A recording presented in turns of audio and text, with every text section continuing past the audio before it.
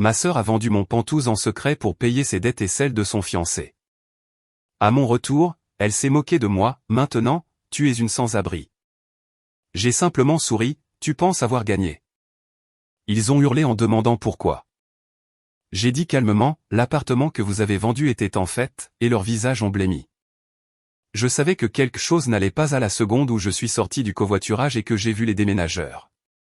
3 d'entre eux se tenaient sur le trottoir en chemise bleu marine, appuyés nonchalamment contre des piles de cartons. Mes cartons. J'ai reconnu les coins enfoncés, le ruban adhésif noir, l'encre épaisse du marqueur. Mon nom était écrit sur le dessus de ma propre écriture. Lena Parker, le même aile inclinée que j'avais depuis l'université. Pendant une fraction de seconde, mon cerveau a rejeté l'image, a essayé de la réorganiser en quelque chose d'inoffensif. Peut-être qu'un voisin déménageait. Peut-être que quelqu'un avait emprunté mon marqueur. Peut-être que c'était le mauvais immeuble. Mais l'adresse était la bonne. Meridian Heights. Le soleil tapait sur ma nuque, ma valise toujours debout à côté de moi comme si j'étais juste une autre voyageuse de passage. L'un des déménageurs a jeté un coup d'œil à son presse-papier, puis à moi. « Êtes-vous Lena Parker ?» a-t-il demandé, son ton léger, presque amical. Quand j'ai hoché la tête, il a prononcé les mots qui ont rendu la rue silencieuse autour de moi. « On nous a dit de vider l'unité. Les nouveaux propriétaires prennent les clés aujourd'hui. Le monde a basculé. Nouveau propriétaire, mon pantouse. » Avant que je puisse parler, mon téléphone a vibré dans ma main. Un message de ma sœur a clignoté sur l'écran. « Bienvenue à la maison. J'imagine que tu es sans abri maintenant. » Je suis resté là sur le trottoir pendant que les gens passaient, pendant que ma vie reposait dans des cartons derrière des inconnus. Et pour la première fois depuis des années, je ne savais pas où était ma place. Pendant un long moment, je n'ai pas bougé. J'ai juste fixé l'immeuble, le verre reflétant le ciel de l'après-midi, le balcon où j'avais l'habitude de boire mon café et de regarder le port se réveiller. J'y vivais depuis 5 ans. Chaque centimètre de cet espace contenait mes routines, mon silence, mon sentiment de contrôle. Et maintenant, on me disait en plein jour que c'était fini. Il doit y avoir une erreur, ai-je dit finalement, plus à moi-même qu'au déménageur. Il a changé de pied, mal à l'aise. Je suis désolé. Nous faisons juste ce qu'on nous dit. J'ai avalé difficilement et je me suis éloigné, mes mains tremblant alors que je composais le numéro de ma mère. Elle a répondu à la 2e sonnerie. « Tu as atterri ?» a-t-elle demandé, déjà irritée, comme si mon appel était une interruption. « Maman » ai-je dit doucement. « Pourquoi mes affaires sont-elles sur le trottoir ?» Il y a eu une pause, puis un soupir. « Ne sois pas dramatique, Lena. Nous avons fait ce que nous devions faire. » Ma poitrine s'est serrée. « Fais quoi ?»« Nous avons vendu l'appartement » a-t-elle dit comme si elle parlait d'un meuble. « Ta sœur avait besoin d'aide. »« Vous avez vendu ma maison » ai-je dit. Les mots semblaient étranges à voix haute. « Oh, s'il te plaît » a-t-elle claqué. « Tu es une seule personne. Tu voyages tout le temps. Tu n'as pas besoin d'un pantouse. » La voix de mon père a coupé sur haut-parleur, calme et ferme. C'était pour le bien de la famille. Le bien de la famille. J'avais entendu cette phrase toute ma vie. Elle avait tout justifié, des conseils non sollicités aux décisions prises sans moi. « Vous ne m'avez même pas demandé » ai-je dit.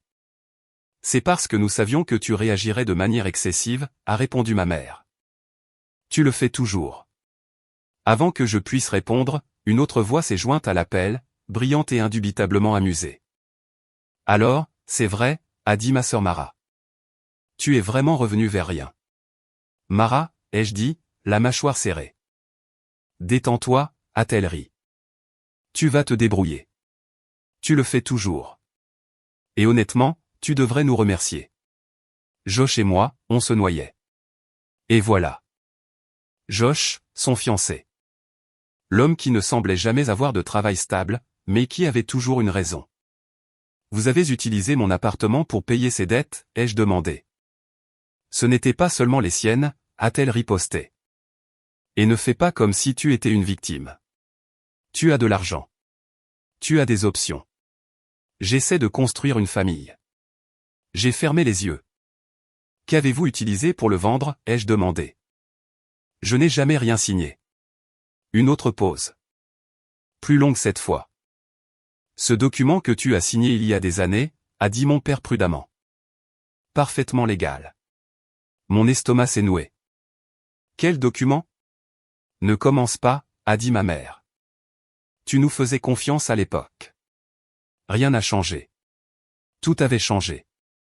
Je pouvais l'entendre dans la façon dont ils évitaient la question. Dans la façon dont ma sœur restait silencieuse pour une fois. J'ai besoin de vous parler en personne, ai-je dit. Il n'y a rien à discuter, a répondu ma mère. La vente est faite. Mara a ri à nouveau, plus doucement cette fois. Tu devrais probablement te dépêcher si tu veux récupérer autre chose. Les acheteurs sont impatients. J'ai mis fin à l'appel sans un autre mot. Les déménageurs attendaient, faisant semblant de ne pas écouter. L'un d'eux m'a lancé un regard compatissant. Situation difficile, a-t-il dit. Pouvez-vous tout mettre en stockage, ai-je demandé. Ma voix m'a surprise. Elle était stable. Bien sûr. Alors qu'il commençait à charger le camion, je me suis écarté et j'ai regardé ma vie disparaître carton par carton. Je n'ai pas pleuré. Je n'ai pas crié. J'ai senti quelque chose de plus froid s'installer dans ma poitrine. Quelque chose qui repoussait la panique et ne laissait que la clarté. Il n'avait pas paniqué. Il n'avait pas agi par désespoir. Cela avait été planifié. Quand le camion est parti, je suis resté seul avec ma valise et nulle part où aller. Je me suis enregistré dans le premier hébergement de courte durée que j'ai pu trouver. Une chambre étroite qui sentait légèrement le désinfectant et la vieille moquette. Le lit était raide. La lumière était dure. Cela n'aurait pas pu être plus différent de l'espace que j'avais perdu. Je me suis assise au bord du matelas et j'ai laissé le silence m'envelopper. Mon téléphone a vibré à nouveau, un message de ma mère. Repose-toi. On parlera demain.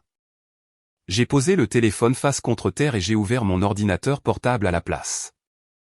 S'ils pensaient que je paniquerais, ils avaient tort. S'ils pensaient que je supplierais, ils ne me connaissaient pas aussi bien qu'ils le croyaient. Quelque part sous le choc et l'humiliation, une question se formait, aiguë et insistante. Que avait-il vendu exactement? Je me suis connecté à mon coffre-fort numérique, celui que j'avais mis en place il y a des années après qu'un avocat m'eût averti de garder des copies de tout ce qui était important. Documents de fiducie, registres de propriété, vieux formulaires médicaux, des fichiers que je n'avais pas regardés depuis des années. J'ai ouvert le dossier intitulé « Meridian Trust Final ». La procuration était là, exactement comme je m'en souvenais. Décision médicale uniquement, signée après une opération chirurgicale quand j'étais vulnérable et reconnaissante pour l'aide. Je l'ai parcouru lentement, ligne par ligne. Non transférable, aucune autorité sur les biens. Mon souffle s'est coupé. J'ai ouvert le document de fiducie ensuite. Le Penthouse n'était pas listé comme un simple actif. Il était détenu sous des restrictions spécifiques. La vente nécessitait ma présence directe, ma signature. Aucune exception. Je me suis appuyé contre la tête de lit, le cœur battant. Il ne pouvait pas le vendre. Pas légalement, pas de la façon dont il l'avait fait. Il supposait que je ne vérifierais pas. J'ai pensé à la voix de mon père, confiante et dédaigneuse. Sois reconnaissante que nous ayons géré ça pour toi. J'ai pensé au rire de Mara. Sans abri. Une fissure s'est formée en moi, non pas de douleur, mais de compréhension. Il pensait avoir gagné. J'ai fermé l'ordinateur portable et j'ai fixé le plafond, écoutant le faible bourdonnement de la circulation à l'extérieur. Demain, je vérifierai la vente. Demain, je commencerai à poser des questions. Il ne s'attendait jamais à ce que je demande. Pour l'instant, je m'allongeais sur le lit inconnu, ma valise toujours fermée, et laissais une pensée m'ancrer. Ils avaient vendu l'appartement. Ils ne savaient juste pas ce que c'était vraiment. Je n'ai presque pas dormi cette nuit-là, non pas parce que j'avais peur, mais parce que mon esprit ne s'arrêtait pas de travailler. Chaque fois que je fermais les yeux, je voyais mes cartons sur le trottoir. Mon nom écrit au marqueur noir épais. Le message de Mara tournant en boucle dans ma tête. Sans abri maintenant. Au matin, le choc s'était dissipé et avait laissé quelque chose de plus tranchant derrière lui. Le soupçon. J'ai fait du café avec la minuscule machine du motel et je me suis assise au bureau étroit, ordinateur portable ouvert, documents étalés sur l'écran. Les papiers du trust de la veille étaient toujours là, solides et sans ambiguïté. Mon pantouse ne pouvait pas être vendu sans moi. Ce seul fait aurait dû suffire à me calmer, mais ce n'était pas le cas parce que la vérité juridique et le comportement familial n'avaient jamais vécu dans le même monde. J'ai ouvert mes emails et cherché tout ce qui concernait l'appartement. Avis de vente, messages d'agents immobiliers, alertes automatisées. Il n'y avait rien. Aucune confirmation de mise en vente, aucun projet de contrat, aucune demande de signature, même pas un avertissement de courtoisie. C'était comme si la vente s'était produite dans un vide sans que j'existe jamais en tant que propriétaire. C'était le premier vrai signal d'alarme. J'ai sorti les registres immobiliers publics du comté et tapé l'adresse de la propriété, Meridian Heights, unité 32A. La page s'est chargée lentement, puis s'est actualisée. Statut, vendu. J'ai fixé l'écran, mes doigts froids sur le clavier. La date de mise en vente datait de moins de 2 semaines. La date de clôture était hier, 48 heures de la mise en vente à la vente dans un immeuble où les unités restaient généralement des mois. Pire, le prix de vente était bien inférieur à la valeur marchande. Pas une petite remise, une remise désespérée. Aucun acheteur censé ne précipiterait une affaire comme celle-là à moins d'être poussé ou à moins que quelqu'un de l'autre côté ne soit désespéré de s'en débarrasser.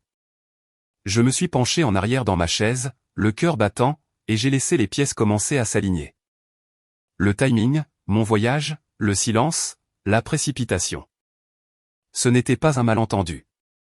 C'était une manœuvre.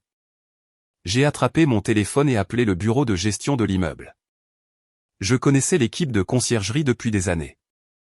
Ils me connaissaient, ou du moins je le pensais. Meridian Heights, a répondu une femme. C'est clair. Bonjour, c'est Lena Parker, unité 32A, ai-je dit. J'ai une question concernant mon appartement. Il y a eu une pause. Oh, a-t-elle dit. Oui, on nous a dit que vous étiez indisponible. Ma prise s'est resserrée. Indisponible? Comment ça? Vos parents ont géré la vente, a-t-elle répondu prudemment. Ils ont dit qu'il valait mieux ne pas vous déranger. Mieux ne pas vous déranger. La phrase a atterri comme une gifle. Est-ce que quelqu'un a essayé de me contacter directement, ai-je demandé, une autre pause. On nous a conseillé de ne pas le faire. Je l'ai remercié et j'ai mis fin à l'appel, ma poitrine serrée d'un mélange de colère et d'incrédulité. Il n'avait pas seulement vendu ma maison. Il m'avait effacé du processus. M'avait présenté comme quelqu'un à qui on ne pouvait pas faire confiance avec sa propre vie. Je suis resté assise là un long moment à fixer le mur. Puis j'ai fait la seule chose que j'évitais. J'ai appelé l'acheteur. Le numéro était répertorié dans le dossier public avec le transfert de titre. J'ai hésité avec mon pouce sur l'écran, puis j'ai appuyé sur appeler avant de pouvoir me dissuader. Ça a sonné 4 fois avant qu'un homme ne réponde. Allô? Bonjour, ai-je dit, stabilisant ma voix. Je m'appelle Lena Parker. Je crois que vous avez acheté mon appartement. Le silence s'est étiré sur la ligne, puis une lente expiration. Nous nous demandions quand vous appelleriez. Cette phrase m'a fait froid dans le dos. Ah bon? Oui, a-t-il dit. Je suis Daniel. Ma femme et moi. Nous pensions que quelque chose clochait. J'ai fermé les yeux. Je n'ai pas autorisé la vente, ai-je dit. Je ne savais même pas qu'elle avait lieu. Il n'avait pas l'air surpris. Vos parents nous ont dit que vous étiez au courant. Ils ont dit que vous aviez donné votre consentement, mais que vous étiez émotionnellement dépassé et que vous ne vouliez pas être impliqué. Émotionnellement dépassé. Les mots brûlaient. Ont-ils dit autre chose? Ils ont dit que vous étiez fragile, a-t-il admis doucement. Que vous ne gériez pas bien le stress. Que vous impliquer rendrait les choses plus difficiles. J'ai senti mon estomac tomber. Ce n'était pas juste du vol. C'était un assassinat de caractère. Avez-vous toujours les emails, ai-je demandé. Oui, a-t-il dit immédiatement. Nous avons tout gardé et le rendez-vous chez le notaire a été précipité. Vos parents ont insisté pour gérer toute la paperasse. J'ai avalé. Seriez-vous prêt à partager ces messages? Bien sûr, a-t-il dit. Nous n'avons jamais voulu faire partie de quelque chose comme ça. Nous avons mis fin à l'appel et je suis restée assise là dans la chambre de motel à fixer le mur blanc alors que la réalité s'installait. Ils ne m'avaient pas seulement menti.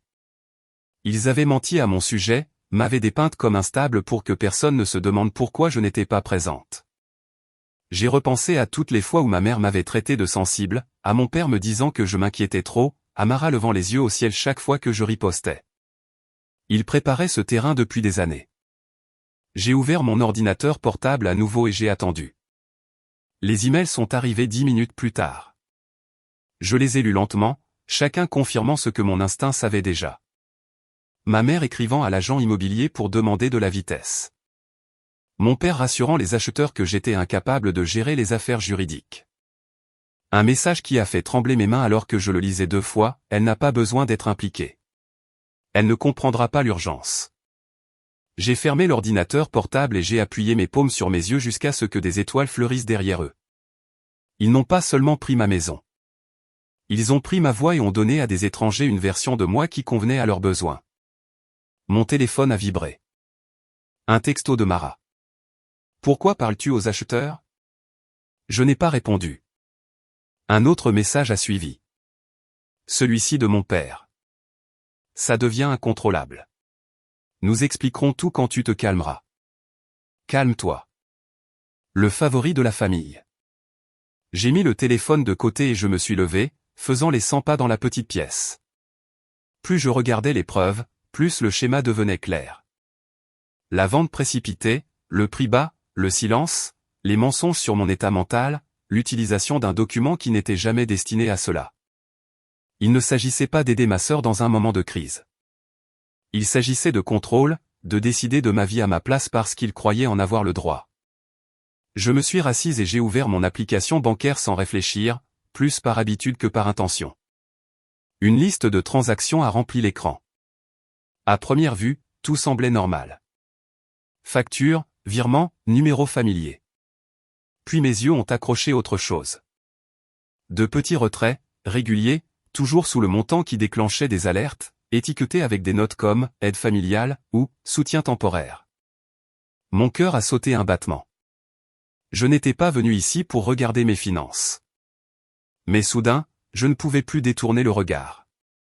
J'ai remonté l'historique. 1 mois, 3 mois, 6 mois. Le même schéma se répétait. Discret, cohérent, facile à manquer si vous faisiez confiance aux personnes qui avaient accès. Une froide réalisation s'est emparée de moi. Ils n'avaient pas vendu mon pantouse parce qu'ils avaient besoin d'argent cette semaine-là.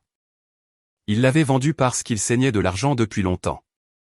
J'ai fermé l'application et je me suis penché en arrière, mon pouce stable mais lourd.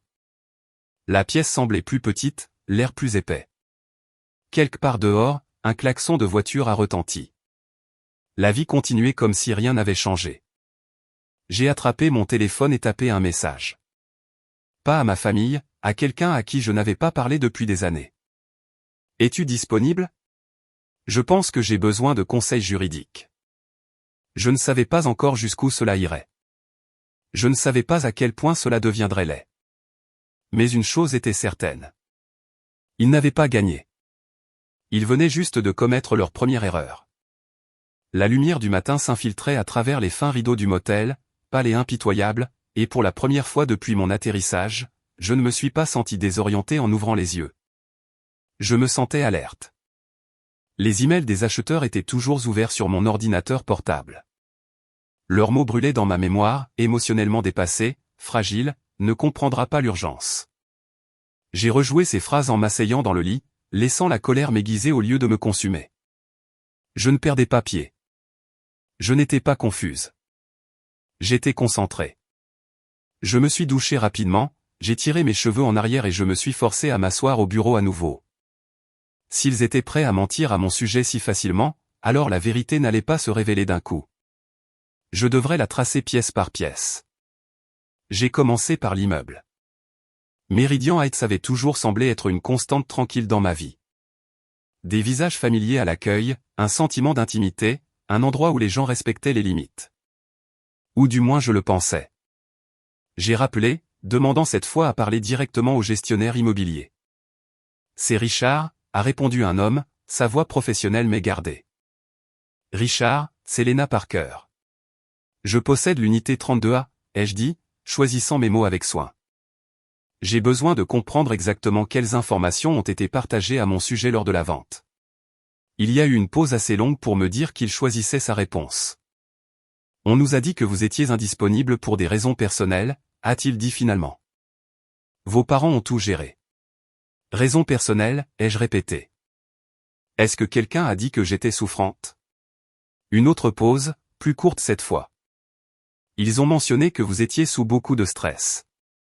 Ils ont dit qu'il valait mieux ne pas vous impliquer directement. Mieux pour qui? Est-ce que quelqu'un a vérifié cela avec moi, ai-je demandé. Non, a-t-il admis. Nous avons supposé l'autorité familiale. Je l'ai remercié et j'ai mis fin à l'appel, la mâchoire serrée. Autorité familiale. C'était étonnant comme cette phrase effaçait facilement la propriété, le consentement, l'autonomie.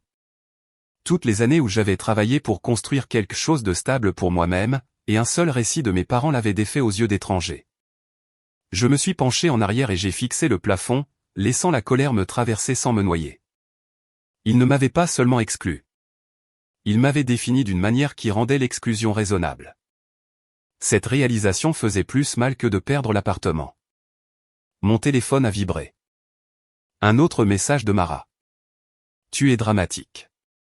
Tu nous embarrasses tous. Je n'ai pas répondu. Au lieu de cela, j'ai ouvert un nouvel onglet et cherché mon propre nom. Je ne savais pas à quoi je m'attendais, mais je n'étais pas préparé à l'humiliation silencieuse de réaliser à quel point peu de mon vrai moi existait en dehors de ma propre tête. Les dossiers publics étaient rares, l'historique d'emploi propre, pas de scandale, pas d'instabilité, rien qui ne corresponde à l'histoire que ma famille avait racontée, ce qui signifiait qu'ils l'avaient inventée. Ma poitrine s'est serrée, non pas de peur, mais d'une rage lente et bouillonnante. Ils n'avaient pas paniqué et menti sur le moment. Ils avaient saisi un récit qu'ils savaient fonctionner parce qu'ils l'avaient utilisé sur moi toute ma vie. Sensible, dépassé, trop intense. J'ai repensé à ma vingtaine, au premier emploi que j'avais pris dans une autre ville. La façon dont ma mère s'était inquiétée à voix haute de savoir si je pouvais gérer la pression. À l'habitude de mon père d'intervenir chaque fois qu'une décision semblait inconfortable. À Mara riant de tout cela chaque fois que je ripostais, me disant que je prenais les choses trop au sérieux. Ce n'était pas nouveau. La vente n'était que l'expression la plus audacieuse de cela jusqu'à présent. J'ai fermé le navigateur et rouvert les emails de Daniel et sa femme. Je les ai lus à nouveau, plus lentement cette fois, remarquant des détails que j'avais manqués auparavant. L'urgence, l'insistance, la façon dont mes parents cadraient la vente comme un acte de sauvetage, pas de vol. Nous essayons juste de stabiliser la situation. Lena voudrait ça. J'ai ricané doucement. Il n'avait aucune idée de ce que je voulais. Il n'avait jamais demandé. Mon téléphone a sonné, me faisant sursauter. C'était Daniel à nouveau. Salut, a-t-il dit doucement. Je voulais juste prendre des nouvelles. Ma femme et moi avons parlé et nous nous sentons très mal à ce sujet. J'apprécie votre appel, ai-je dit. Je sais que ce n'est pas facile. Il y a autre chose, a-t-il continué. Pendant la signature, votre père n'arrêtait pas de dire des choses comme « elle s'en remettra ». Elle rebondit toujours. Cela m'a semblé étrange. Cela m'a semblé familier. Le notaire a-t-il vérifié quoi que ce soit avec moi, ai-je demandé. Non, a-t-il dit. Vos parents ont insisté sur le fait que ce n'était pas nécessaire. Ils ont dit que vous leur faisiez entièrement confiance. J'ai fermé les yeux. Confiance. Au passé. Après avoir raccroché, je suis resté assise en silence, laissant le schéma se cristalliser. Chaque étape de cela reposait sur une hypothèse. Que je resterais silencieuse. Que j'accepterais n'importe quelle explication qu'ils offriraient. Que je prioriserais la paix sur la vérité comme je l'avais toujours fait. Mais la paix construite sur l'effacement n'était pas la paix du tout. J'ai ouvert mon calendrier et j'ai fait défiler l'année écoulée. Voyages, réunions, conférences, jours où j'avais été hors de la ville, injoignable par dessein. Il n'a pas fallu longtemps pour remarquer combien de fois ces dates s'alignaient avec les retraits que j'avais vus la veille. Un frisson m'a parcouru. Il n'avait pas seulement attendu une opportunité. Ils avaient utilisé mon indépendance contre moi. Je me souvenais de ma mère me disant à quel point elle était fière de ma carrière. Mon père louant ma discipline. À l'époque, cela ressemblait à une validation. Maintenant, cela ressemblait à un inventaire. Mon téléphone a vibré à nouveau. Cette fois, c'était mon père. Nous devons parler. Cela dégénère. J'ai fixé le message, puis verrouillé l'écran sans répondre. Pour la première fois, j'ai compris quelque chose que je ne m'étais jamais permis de voir avant. Ce n'était pas pour aider Mara. Ce n'était même pas pour l'argent. C'était pour préserver un système où j'absorbais le coup pour que tout le monde puisse l'éviter. Je me suis levé et j'ai fait les 100 pas dans la pièce, mes pensées allant plus vite. Maintenant, s'ils étaient prêts à mentir aux acheteurs, à la gestion de l'immeuble, au notaire, alors la vérité n'était pas juste cachée. Elle était enterrée sous des couches de justification, et les choses enterrées ne restent pas enterrées pour toujours. Je me suis rassise et j'ai ouvert mes relevés bancaires à nouveau, cette fois avec détermination. J'ai exporté les 12 derniers mois dans un tableur et j'ai commencé à surligner les transactions, les petits montants, les intervalles cohérents, les transferts qui n'ont jamais été suivis de remboursement. Au moment où j'ai atteint le bas de la liste, mes mains étaient froides. Ce n'était pas de l'aide. C'était de l'extraction. J'ai pensé à chaque fois que j'avais balayé un montant manquant comme une erreur. Chaque fois que je m'étais dit que la famille ne tenait pas les comptes. Chaque fois que j'avais choisi de ne pas regarder de trop près parce que regarder ressemblait à une trahison. L'ironie m'a presque fait rire. Mon téléphone a vibré avec un autre message de Mara. Tu ne comprends pas à quoi on a affaire. Josh est sous beaucoup de pression. Josh. Le voilà encore. J'ai fixé son nom sur l'écran. La façon dont il se glissait si facilement dans les conversations sur le sacrifice et l'obligation. Je ne savais pas grand-chose de lui au-delà de ce que Mara choisissait de montrer. Charmant, agité, toujours entre deux opportunités, et toujours besoin de quelque chose. Je n'ai pas répondu. Au lieu de cela, j'ai tapé son nom dans la barre de recherche. Ce qui est revenu n'était pas dramatique. Pas de gros titres, pas de scandale, juste une traînée de choses inachevées, d'emplois à court terme, de changements d'adresse, une affaire civile d'il y a des années, réglée discrètement. Rien d'illégal en surface. Rien de rassurant non plus. Je me suis penché en arrière, mon cœur battant régulièrement maintenant, pas follement. Il ne s'agissait pas de prouver que quelqu'un était mauvais. Il s'agissait de voir clairement, et la clarté s'installait rapidement. J'ai fermé l'ordinateur portable et regardé autour de la chambre de motel, les murs neutres et les meubles temporaires. Ce n'était pas chez moi, mais pour la première fois depuis mon atterrissage, je ne me sentais pas sans abri non plus. Je me sentais éveillé. Il pensait que je ne remettrais pas en question l'histoire qu'il racontait. Il pensait que je serais trop occupé à nettoyer leur désordre pour remarquer comment il avait été fait. Ils avaient tort parce que plus je découvrais de choses, plus cela devenait évident. Ce n'était pas une mauvaise décision. C'était un modèle, et les modèles laissent des traces. La réalisation s'est installée lentement, comme de l'eau froide montant autour de mes chevilles, puis mes genoux, puis ma poitrine. Ce n'était pas de la confusion. Ce n'était pas de la panique. Quelqu'un avait menti délibérément pour que tout cela arrive. J'étais assise au bureau du motel avec mon ordinateur portable ouvert, la matinée à moitié passée sans que je m'en aperçoive. Le tableur de la veille brillait sur l'écran, des rangées de dates et de chiffres alignés avec une netteté brutale. Petit retrait, timing prévisible, et maintenant superposé à cela, la vente elle-même. Trop rapide, trop bon marché, trop propre. Rien n'avait de sens à moins que ce ne soit conçu pour ne pas en avoir. J'ai ressorti l'annonce publique et je l'ai étudiée plus attentivement. Le nom de l'agent, le courtage, les photos marketing. Elles étaient génériques, précipitées, clairement recyclées d'anciennes annonces. Pas de mise en scène, pas de journée portes ouvertes, aucune tentative de maximiser la valeur. Dans un immeuble comme Meridian Heights, cela seul était suspect. Mes parents n'avaient pas essayé d'obtenir le meilleur prix. Ils avaient essayé de faire en sorte que ce soit fait. J'ai fermé l'annonce et j'ai fixé le mur en face de moi. La peinture s'écaillait près de la plainte. Pendant des années, je m'étais dit que ma famille était chaotique, mais bien intentionnée. Qu'ils franchissaient les limites parce qu'ils aimaient trop, pas parce qu'ils voulaient le contrôle. Mais l'amour ne ressemblait pas à ça. L'amour n'effaçait pas quelqu'un de sa propre vie. J'ai décroché le téléphone et appelé l'immeuble à nouveau, demandant cette fois la sécurité. C'est André, a répondu un homme, sa voix prudente. Salut, André. C'est Lena Parker du 32A. J'ai besoin de te demander quelque chose officieusement. Il a hésité. D'accord. Qui accédait à mon unité avant la vente? Il y a eu une pause, puis le bruit de la frappe. Tes parents, a-t-il dit, plusieurs fois avec des entrepreneurs, avec l'agent immobilier. Ai-je jamais été listé comme accès restreint, ai-je demandé. Oui, a-t-il répondu lentement.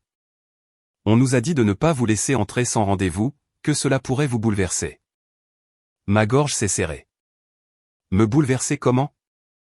Ils ont dit que vous n'étiez pas dans un bon état émotionnel. Je les remerciai et j'ai mis fin à l'appel avant que ma voix ne puisse trahir quoi que ce soit. Ils n'avaient pas seulement menti aux acheteurs. Ils n'avaient pas seulement menti à la direction. Ils avaient donné pour instruction aux gens de me traiter comme un handicap, comme quelqu'un qui devait être géré au lieu d'être respecté. Je me suis levé brusquement, faisant les 100 pas dans la pièce étroite, mes mains serrées en poing, puis détendues. La colère serait utile plus tard. Pour l'instant, j'avais besoin de clarté. J'ai ouvert mes emails et cherché le nom de l'agent immobilier, Olivia Marsh. Les messages étaient courts, polis, professionnels, et chacun d'eux était adressé à mes parents. Je n'étais pas en copie. Je n'étais pas mentionnée comme participante. On parlait de moi, pas à moi. Un email m'a fait mal au ventre. Elle n'a pas besoin d'être impliquée. Nous agissons dans son meilleur intérêt. Cette ligne n'était pas écrite pour la commodité. Elle était écrite pour la justification. Je me suis penché en arrière dans la chaise, mon pouls lent et régulier. Ils ne s'étaient pas précipités. Ils avaient construit un récit. Un où j'étais absente par choix. Un où mon silence ressemblait à un consentement. Mon téléphone a vibré à nouveau. Cette fois un appel de Mara. Je l'ai laissé sonner. 1 minute plus tard, un texto est apparu. Pourquoi fais-tu ça? Tu aggraves tout.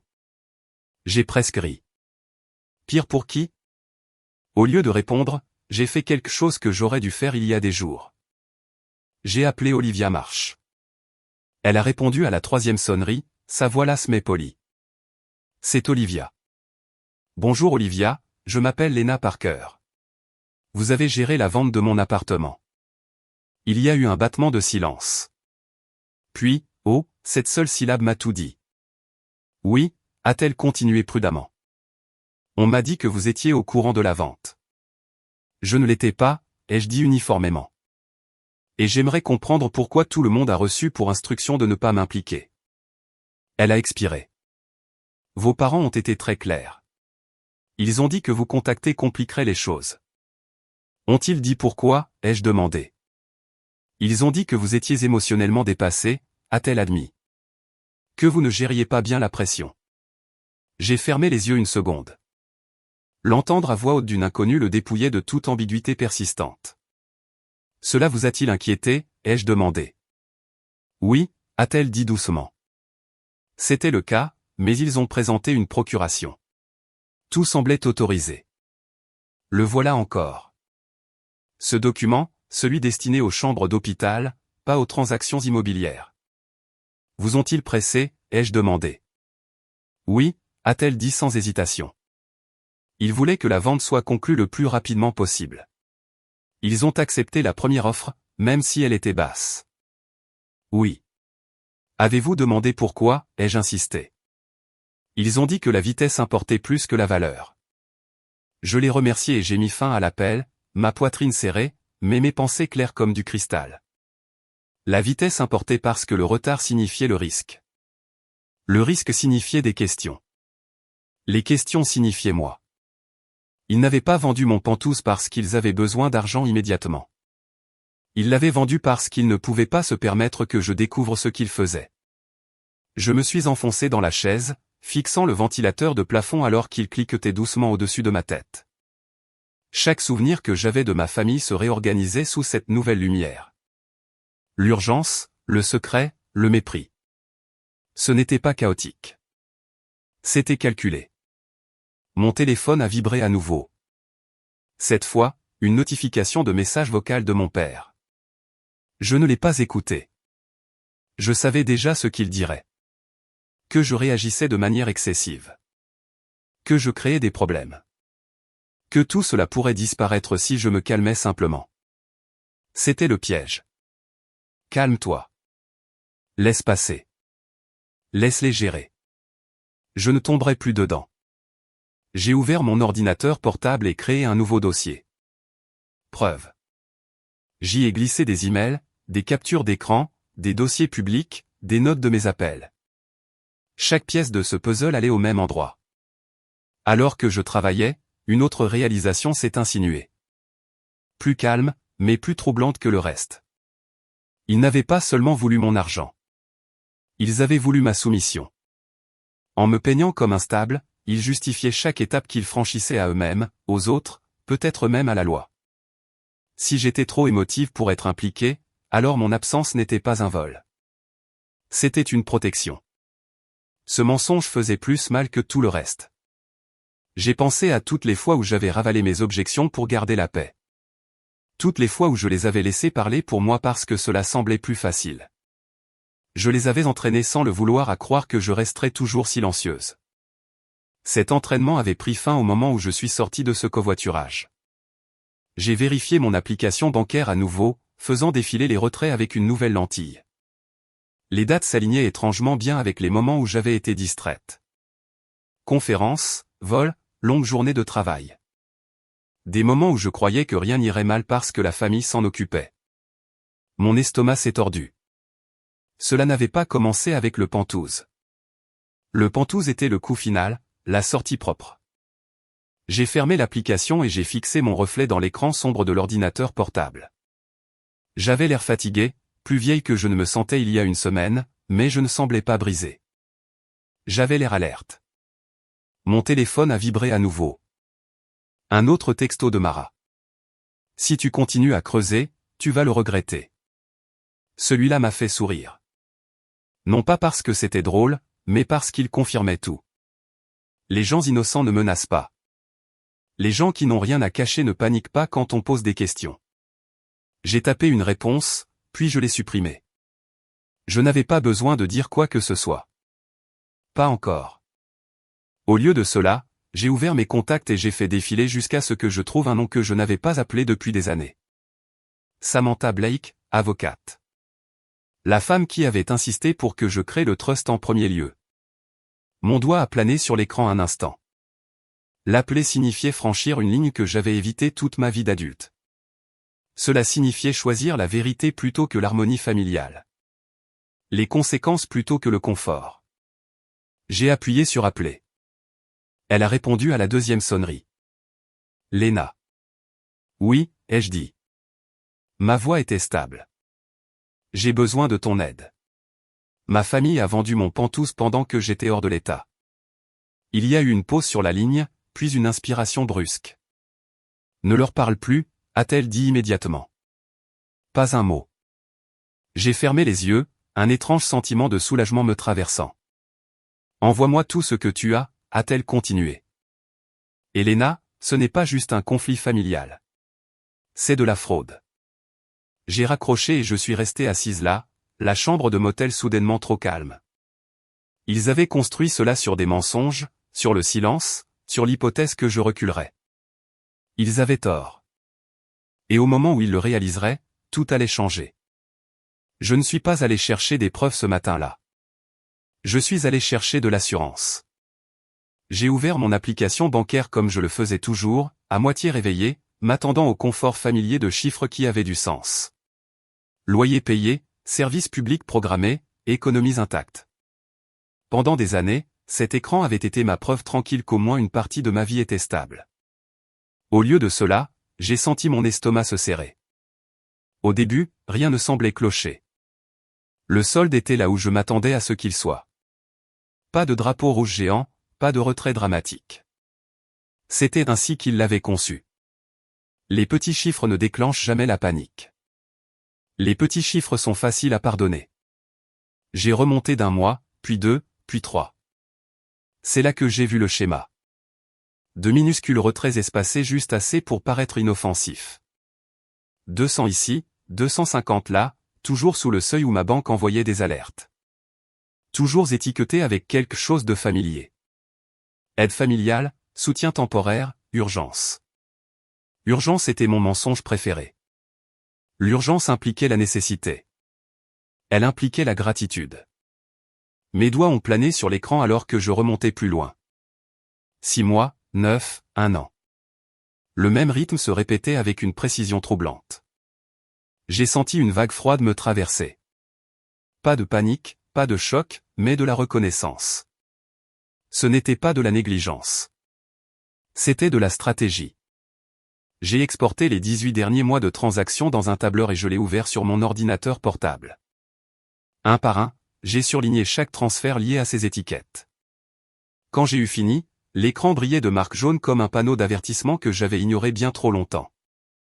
Je me suis penché en arrière dans la chaise et j'ai fixé le plafond. Il n'avait pas tout pris d'un coup parce qu'il n'en avait pas besoin. Il l'avait pris lentement, tranquillement, comptant sur ma confiance pour faire le reste. J'ai repensé à la première fois que ma mère avait demandé de l'aide, juste cette fois. Mara était en retard sur quelque chose. Josh traversait une mauvaise passe. Ce ne serait que temporaire. Ils me rembourseraient. Ils ne l'ont jamais fait. Et je n'ai jamais demandé parce que les familles ne tiennent pas les comptes. C'était la règle qu'on m'avait enseignée. C'était la règle selon laquelle j'avais vécu. Et c'était la règle qu'ils avaient militarisée. Je me suis penché en avant à nouveau et j'ai commencé à trier les données par destinataire. C'est là que j'ai vu son nom, Josh Henderson. Pas sur chaque transfert, pas même sur la plupart d'entre eux, mais assez. Assez pour être délibéré, assez pour être indéniable. Parfois, l'argent allait directement à lui. Parfois, il passait par un deuxième compte avant d'atterrir ailleurs. Carte de crédit, prêteur en ligne, processeur de paiement que je ne reconnaissais pas. Ma poitrine s'est serrée. Ce n'était pas seulement la dette de ma sœur. C'était un écosystème partagé, une toile d'obligations et d'évitement que mes parents avaient tranquillement nourri avec mon argent. J'ai cliqué sur un processeur de paiement et ouvert les détails. Plateforme de jeu, légale mais agressive, frais élevés, le genre d'endroit où les gens n'allaient pas une fois par accident. J'ai fermé l'onglet lentement. Ils n'avaient pas sauvé Mara d'un mauvais mois. Ils avaient soutenu un style de vie qui s'effondrait sous son propre poids. Mon téléphone a vibré. Un texto de ma mère. Nous devons parler avant que cela n'aille trop loin. Trop loin. L'ironie était presque drôle. Je n'ai pas répondu. Au lieu de cela, j'ai remonté plus loin. Le premier retrait est apparu il y a un peu plus d'1 an. À peu près au même moment où j'avais pris un nouveau projet au travail. Des heures plus longues, plus de voyages, moins d'attention à mes comptes personnels. Timing parfait. J'ai senti quelque chose s'installer profondément dans ma poitrine alors. Pas de colère, pas de chagrin, quelque chose de plus froid, quelque chose de plus clair. Ce n'était pas de l'aide. C'était de l'extraction. Ils n'avaient pas demandé. Ils ne m'avaient pas prévenu. Ils ne m'avaient même pas dit après coup. Ils avaient simplement décidé que ce qui était à moi était disponible, que ma stabilité était sacrifiable tant que la leur restait intacte. J'ai pensé aux pantous à nouveau, à la facilité avec laquelle ils l'avaient vendu, au peu d'intérêt qu'ils avaient montré pour le prix. Ce n'était pas du désespoir, c'était de l'efficacité. La vente n'était pas le début. C'était la fin. Le coup final d'un long processus conçu pour résoudre un problème qu'ils me cachaient depuis plus d'1 an. Je me suis levé et j'ai fait les 100 pas dans la chambre de motel. Mais pas étouffé par la moquette bon marché. Chaque souvenir se rejouait différemment maintenant. Chaque conversation prenait un nouveau sens. L'urgence dans la voix de ma mère, la défensive de mon père. Le sentiment de droit de Mara déguisé en vulnérabilité. J'ai arrêté de marcher et je me suis rassise, mes mains stables. J'ai ouvert les paramètres de l'application et j'ai fait défiler jusqu'à ce que je le trouve. Accès autorisé, un utilisateur secondaire, le nom de ma mère. Je l'ai fixé pendant un long moment. Je me souvenais exactement quand je l'avais ajouté après mon opération il y a des années. J'avais été groggy, reconnaissante, confiante. Elle avait proposé d'aider avec les factures pendant que je récupérais, juste au cas où. Nous ne l'avons jamais retirée. Pourquoi l'aurions-nous fait? Elle était ma mère. La réalisation a brûlé. Ils n'avaient rien piraté. Ils n'étaient pas entrés par effraction. Ils avaient franchi une porte ouverte que j'avais laissée déverrouiller parce que je croyais que l'amour était une raison suffisante. J'ai supprimé son accès sans cérémonie. Pas de message de confirmation. Pas d'alerte envoyée à son téléphone. Juste un clic silencieux et c'était fait. Pour la première fois depuis des mois, l'hémorragie s'est arrêtée. Mon téléphone a vibré à nouveau. Cette fois c'était Mara. Pourquoi vérifies-tu les comptes? C'est envahissant. J'ai ri à voix haute, un son bref et sans humour qui a résonné dans la petite pièce. Envahissant? Venant de la personne qui s'était servie de ma maison. J'ai tapé une réponse, puis je l'ai effacée. Elle ne méritait pas d'explication. Aucun d'eux ne le méritait. Au lieu de cela, j'ai ouvert un nouveau document et j'ai commencé à lister les dates, les retraits, les lieux, les notes, les modèles. Au moment où j'ai fini, mes mains étaient froides, mais mon esprit était vif. Ce n'était pas une trahison émotionnelle. C'était financier. Documentable, traçable, illégal à plus d'un titre. Mon téléphone a sonné, un numéro que je ne reconnaissais pas. Je l'ai presque ignoré, puis j'ai répondu.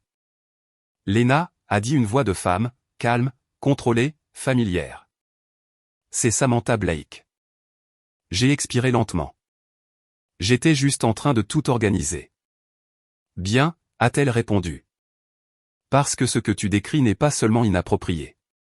C'est de l'abus financier systématique. Entendre cela étiqueté a serré ma gorge. Je m'en doutais, ai-je dit. Elle a fait une pause. Jusqu'où cela remonte-t-il? Plus d'1 an, ai-je répondu. Petit montant constant. C'est intentionnel, a-t-elle dit. Cela évite l'examen minutieux et cela établit un modèle. Un modèle. Ce mot encore. Que dois-je faire maintenant, ai-je demandé. Rien, a-t-elle dit. Tu ne les confrontes pas. Tu ne les préviens pas. Tu me laisses gérer ça. J'ai fermé les yeux. Ils vont paniquer. Ils le sont déjà, a-t-elle répondu. Et la panique rend les gens négligents. Après avoir raccroché, je suis resté assise en silence, laissant le poids de tout cela s'installer. Ma famille n'avait pas seulement franchi une ligne. Ils l'avaient effacée. Ils avaient construit tout un système autour de l'hypothèse que je ne regarderais jamais de trop près. Ils avaient tort. Mon téléphone a vibré à nouveau. Cette fois, un message de mon père. Tu fais du mal à ta sœur. J'ai fixé les mots jusqu'à ce qu'ils deviennent flous. Non, ai-je pensé. J'ai arrêté de la protéger des conséquences. J'ai posé le téléphone face contre terre et je me suis penché en arrière, fixant le plafond sombre. Ils n'ont pas franchi une ligne. Ils l'ont effacée. Et maintenant, qu'ils le veuillent ou non, j'allais redessiner chaque limite dont ils avaient prétendu qu'elle n'existait pas. Le nom de Josh Henderson ne quittait pas mon écran. Je ne l'avais pas remarqué au début, pas consciemment. Il était là entre les transactions comme un bourdonnement de fond qu'on n'entend qu'une fois la pièce devenue silencieuse. Un transfert acheminé via un compte inconnu. Une référence de paiement qui ne correspondait pas tout à fait aux autres. JH urgent. JH court terme. JH pont. Pont vers quoi exactement? J'étais assise au bureau du motel avec mon ordinateur portable ouvert. Le café refroidi depuis longtemps à côté de moi, faisant défiler le tableur que j'avais construit la veille. J'ai filtré par destinataire, par mémo, par numéro de routage. Et le voilà encore. Le nom de Josh niché proprement dans la machinerie des finances de ma famille. Il ne faisait pas qu'en bénéficier. Il était intégré.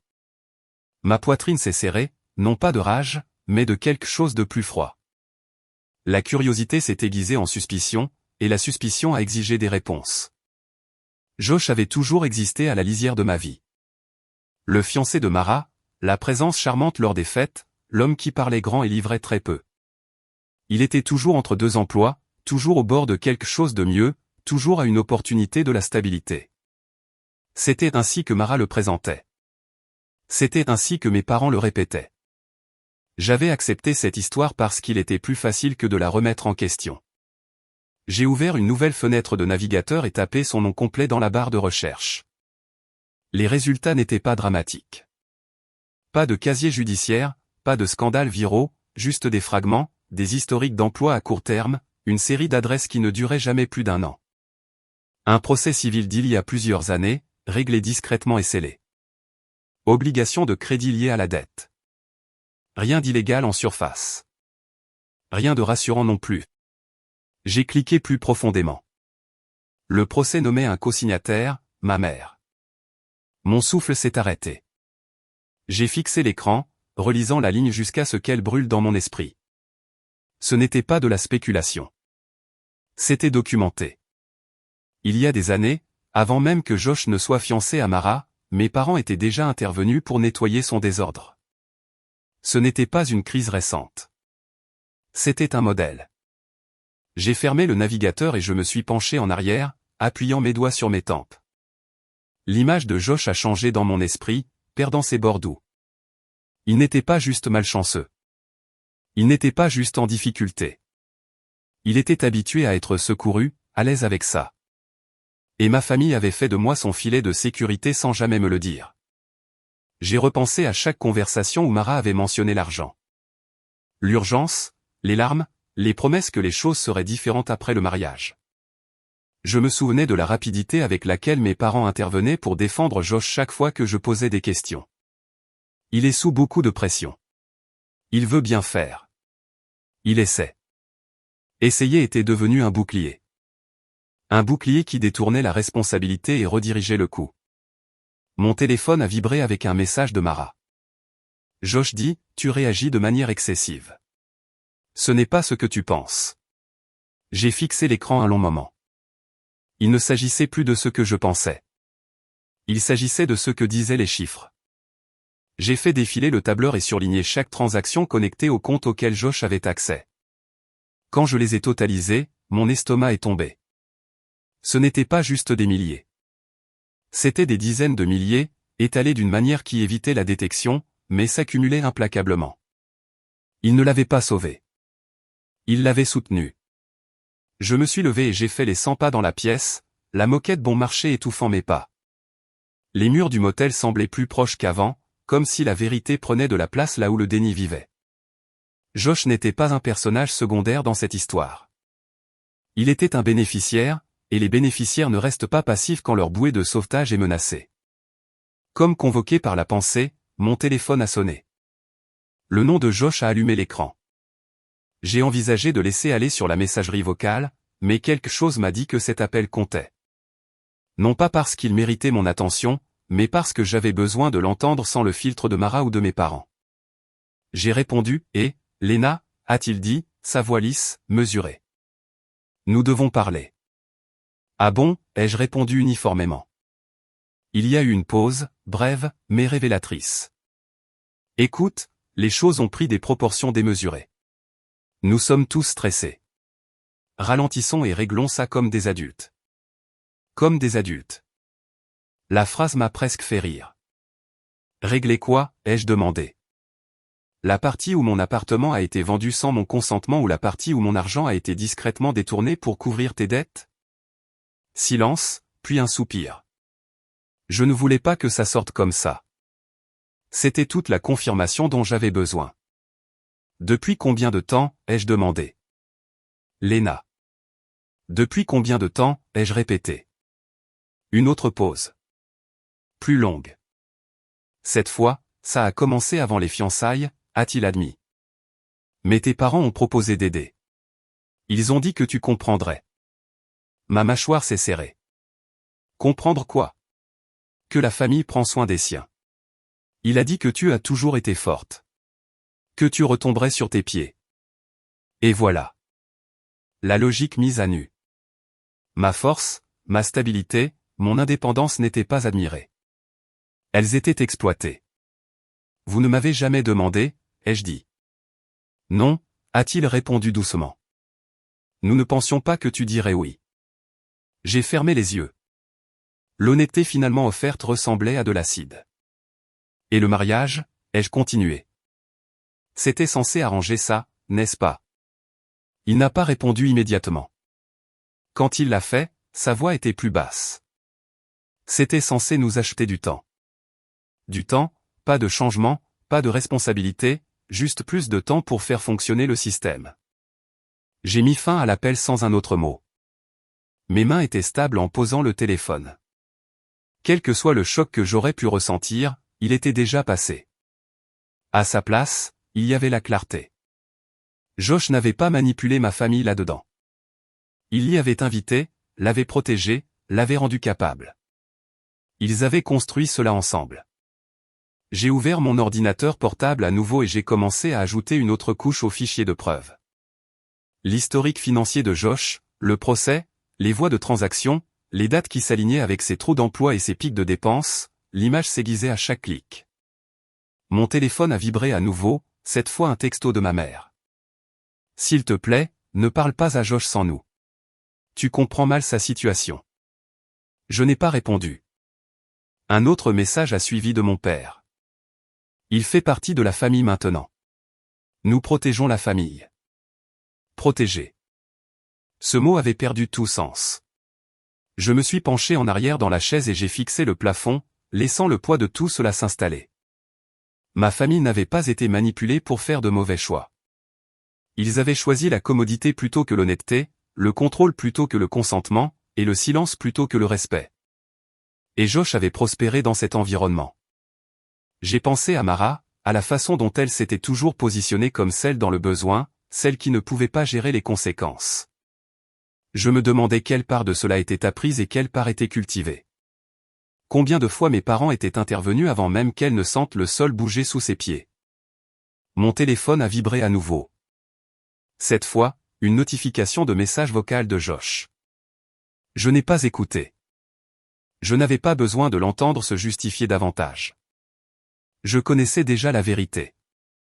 Ce n'était pas la crise de ma sœur. C'était son style de vie, et ma famille avait décidé qu'il était de ma responsabilité de le financer. Je me suis levé et j'ai marché vers la fenêtre, tirant le rideau fin de côté. Le parking en bas était calme. Le ciel baignait de la lumière de fin d'après-midi. La vie continuait, indifférente à l'effondrement qui se produisait en moi. Je me sentais étrangement calme. C'était le moment où la pitié m'aurait tiré en arrière, où la culpabilité m'aurait fait m'adoucir, où la peur de briser la famille m'aurait convaincu de faire un compromis. Au lieu de cela, j'ai senti la résolution s'installer. Je n'allais pas négocier.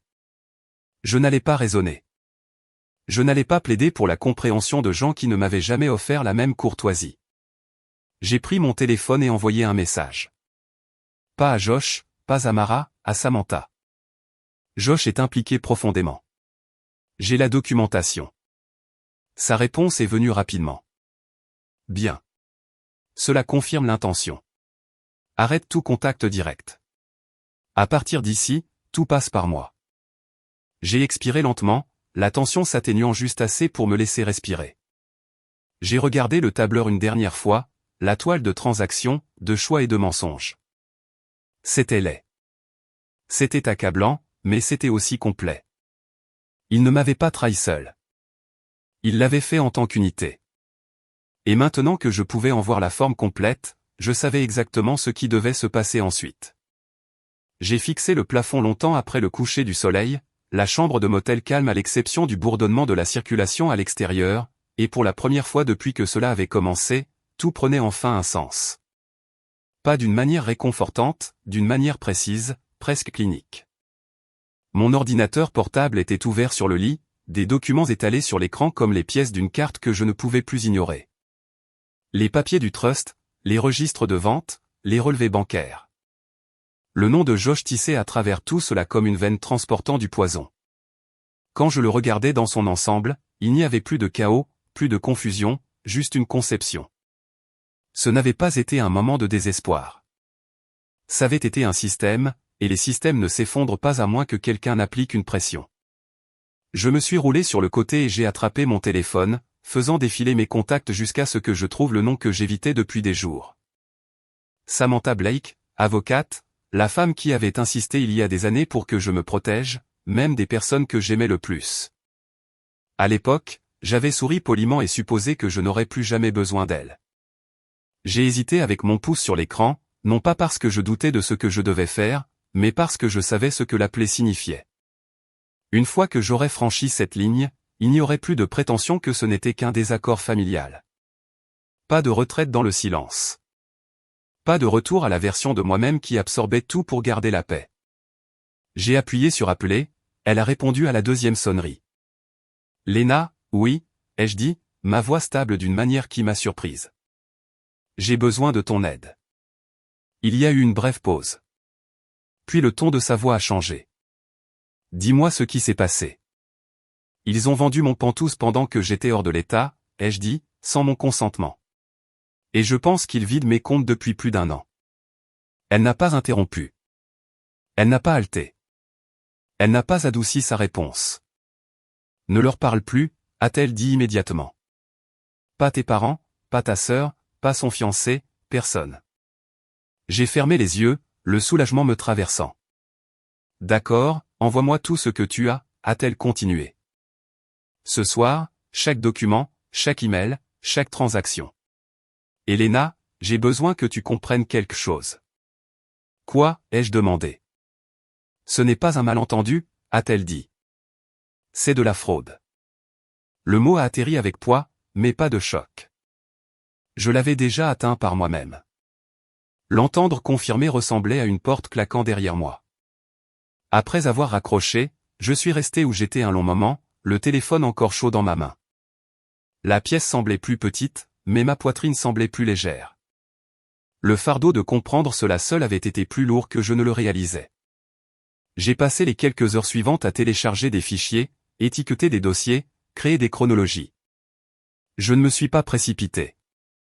Je n'ai pas survolé. J'ai travaillé soigneusement, délibérément, comme quelqu'un assemblant un dossier au lieu d'un plaidoyer. Au moment où j'ai fini, ma boîte de réception a carillonné avec une réponse de Samantha. J'ai tout reçu. C'est sérieux. On parle demain matin. J'ai mis l'ordinateur portable de côté et je me suis finalement allongé. L'épuisement s'insinuant autour des bords de ma résolution. Le sommeil est venu par fragments. Mais quand je me suis réveillé, ce n'était pas avec la panique. C'était avec un but. Mon téléphone vibrait déjà quand la lumière du matin filtrait à travers les rideaux. Appels manqués, SMS, messages vocaux s'empilant comme un compte à rebours. Ma mère d'abord. Pourquoi ne réponds-tu pas à ton téléphone? Puis mon père, tu fais une énorme erreur. Puis Mara. Josh panique. Appelle-moi maintenant. J'ai fixé l'écran, mon pouce stable. C'était nouveau. Pas les messages eux-mêmes, mais l'urgence en dessous, le changement de ton, la fissure dans leur certitude. Ils savaient que quelque chose avait changé. Je n'ai répondu à aucun d'eux. Au lieu de cela, j'ai fait du café, pris une douche, et je me suis rassise au bureau pour attendre l'appel de Samantha. Il est arrivé juste après 9 heures. J'ai examiné les documents, a-t-elle dit sans préambule. Et je veux que tu écoutes très attentivement. J'écoute. La procuration qu'ils ont utilisée ne leur accorde pas l'autorité de vendre des biens immobiliers, a-t-elle dit. Si ta signature a été appliquée à ton insu, c'est un faux. La fausse déclaration aux acheteurs et à l'immeuble ajoute une autre couche. Et les retraits financiers, elle a fait une pause. Oui, ai-je dit doucement. C'est de l'exploitation financière à long terme, a-t-elle terminé. Intentionnelle, structurée et prouvable. J'ai laissé échapper un souffle lent. Qu'est-ce qui se passe maintenant? Maintenant, a-t-elle dit, nous les empêchons de faire plus de dégâts. Elle a décrit les étapes calmement, un dépôt d'urgence, une demande de gel des produits de la vente, des avis formels, des assignations si nécessaire. Elle n'a rien édulcoré. Cela deviendrait laid. Cela deviendrait public. Et ma famille ne le prendrait pas tranquillement. Ils t'accuseront de trahison, a-t-elle prévenu. Ils diront que tu déchires la famille. Ils te culpabiliseront, te menaceront et essaieront de t'effrayer pour que tu recules. J'ai pensé au message de Mara. Josh panique. Je peux gérer ça, ai-je dit. Bien, a-t-elle répondu. Parce que la chose la plus importante que tu puisses faire en ce moment est de rester silencieuse. Laisse-moi parler pour toi. Après avoir raccroché, je me suis rassise et j'ai laissé le calme remplir la pièce. Pour la première fois depuis le début, je ne réagissais pas. J'attendais. Les messages continuaient d'arriver. Le ton de ma mère a changé d'abord de l'irritation à l'inquiétude. S'il te plaît, appelle-moi. Je m'inquiète pour toi. Puis mon père a essayé un angle différent. Cela n'a pas besoin d'aller plus loin. Nous pouvons régler ça en privé. Enfin, Mara, tu aggraves tout. Tu vas nous ruiner. J'ai lu chacun sans répondre, remarquant la façon dont leur langage changeait au fil des heures. La confiance s'épuisait. L'autorité se dissolvait dans la peur. Ils ne demandaient pas si j'allais bien. Ils demandaient pourquoi je ne coopérais pas. Cela me disait tout. Dans l'après-midi, Samantha a envoyé un autre message. Nous déposons la première motion demain matin. Après cela, toute communication passe par moi. J'ai fermé les yeux et je me suis penché en arrière dans la chaise, un calme étrange s'installant sur moi. Déposer signifiait s'engager. Cela signifiait que la loi intervenait là où je n'avais jamais été autorisé à le faire. Cela signifiait des limites appliquées par quelque chose de plus fort que la culpabilité. Mon téléphone a vibré à nouveau. Cette fois, c'était Josh. J'ai ignoré l'appel. 1 minute plus tard, un texto a suivi. Parlons comme des adultes. Nous pouvons trouver une solution. J'ai presque souri. Trouver une solution signifiait faire fonctionner le système. Garder l'argent coulant. Garder les conséquences à distance. Je n'ai pas répondu. Le dernier message de la journée est venu de mon père. Si tu pousses ça, tu perdras ton héritage. J'ai fixé les mots jusqu'à ce qu'ils cessent d'être tranchants. C'était ça, la dernière carte, celle qu'ils avaient toujours tenue au-dessus de moi sans jamais la dire à voix haute. Ma valeur réduite à ce que je pourrais un jour recevoir si je restais dans le rang. J'ai posé le téléphone doucement et laissé le silence s'étirer. L'héritage n'était pas un levier s'il venait au prix de mon autonomie. L'argent n'était pas la sécurité s'il nécessitait mon effacement. Et la famille n'était pas la famille si l'amour n'existait que lorsque j'étais utile. Cette nuit-là, alors que je m'allongeais dans le lit inconnu, je n'avais pas peur de ce qui allait arriver. Je me sentais ancré. Il m'avait appris à rester tranquille, à absorber, à endurer. La loi m'avait appris quelque chose de différent. Je n'avais plus à m'expliquer. Je n'avais pas à négocier ma valeur. Je n'avais pas à sacrifier la vérité pour l'harmonie. J'ai éteint la lumière et fermé les yeux, sachant qu'au matin le processus commencerait. Pas une confrontation, pas une supplique, un règlement de compte, et cette fois je ne serais pas celle qui briserait sous lui. Le premier jour complet après que Samantha a déposé les papiers a été le jour où ma famille a réalisé que je ne suppliais plus. Je me suis réveillé avec mon téléphone vibrant sans arrêt sur la table de nuit du motel. L'écran s'allumant encore et encore jusqu'à ce qu'il ressemble à un stroboscope. Des appels manqués empilés les uns sur les autres. Des messages s'empilant si vite que je ne pouvais pas tous les lire en même temps. Ma mère, mon père, Mara, Josh. Encore et encore comme si, s'ils essayaient assez fort, je craquerais. Je ne l'ai pas fait. Je suis resté là un moment, fixant le plafond, écoutant le bourdonnement du radiateur s'allumer et s'éteindre, et j'ai remarqué quelque chose d'étrange. Ma poitrine n'était pas serrée. Mon estomac n'était pas noué. La culpabilité familière, celle qui se précipitait généralement à la seconde où mes parents semblaient contrariés, était introuvable. J'ai pris le téléphone et fait défiler les messages lentement. Celui de ma mère est venu en premier. S'il te plaît, appelle-nous. Quelque chose ne va pas. Cela seul me disait tout. Quelque chose n'allait pas pour eux jusqu'à ce qu'ils perdent le contrôle. Un deuxième message a suivi, plus frénétique. Nous devons parler avant que cela ne devienne incontrôlable. Incontrôlable. Comme si j'étais celle qui avait vendu une maison qui ne m'appartenait pas. Comme si j'étais celle qui avait passé plus d'1 an à siphonner de l'argent à quelqu'un qui me faisait confiance. J'ai posé le téléphone sans répondre et je suis allé faire du café. Au moment où je me suis assise au bureau avec ma tasse réchauffant mes mains, le ton des messages avait déjà changé. Mon père a essayé ensuite. Ce n'est pas comme ça que les familles gèrent les problèmes. Puis un autre. Tu nous embarrasses. J'ai presque ri. L'embarras comptait maintenant. Pas le vol, pas la fraude, pas la trahison, juste l'apparence. J'ai ouvert mon ordinateur portable et sorti le dossier de l'affaire que Samantha avait partagé avec moi. La motion avait été déposée. L'horloge tournait. Il n'y avait rien à faire pour moi maintenant sauf rester silencieuse et laisser le processus avancer. Ce silence faisait plus de dégâts que n'importe quel argument ne pourrait jamais faire. Le téléphone a vibré à nouveau, cette fois avec une demande FaceTime de Mara. J'ai regardé son nom clignoter sur l'écran, sa photo figée en plein sourire, et j'ai senti une vague de quelque chose proche de la pitié. Elle avait toujours compté sur l'immédiateté, sur l'émotion, sur le fait de m'atteindre avant que je puisse penser. J'ai refusé l'appel. Quelques secondes plus tard, un message vocal est arrivé. Je l'ai écouté contre mon meilleur jugement. Sa voix était aiguë, essoufflée. « Qu'est-ce que tu fais? As-tu une idée de la gravité de la situation? Tu ruines mon avenir, Lena. Josh dit que cela pourrait devenir criminel. Veux-tu ça sur la conscience? Criminel? Le voilà. Pas le déni, pas l'outrage, la peur. J'ai supprimé le message et je n'ai pas répondu. Une autre notification est apparue. Celle-ci de Josh. Parlons. Cela n'a pas besoin d'aller plus loin. J'ai fixé les mots un long moment.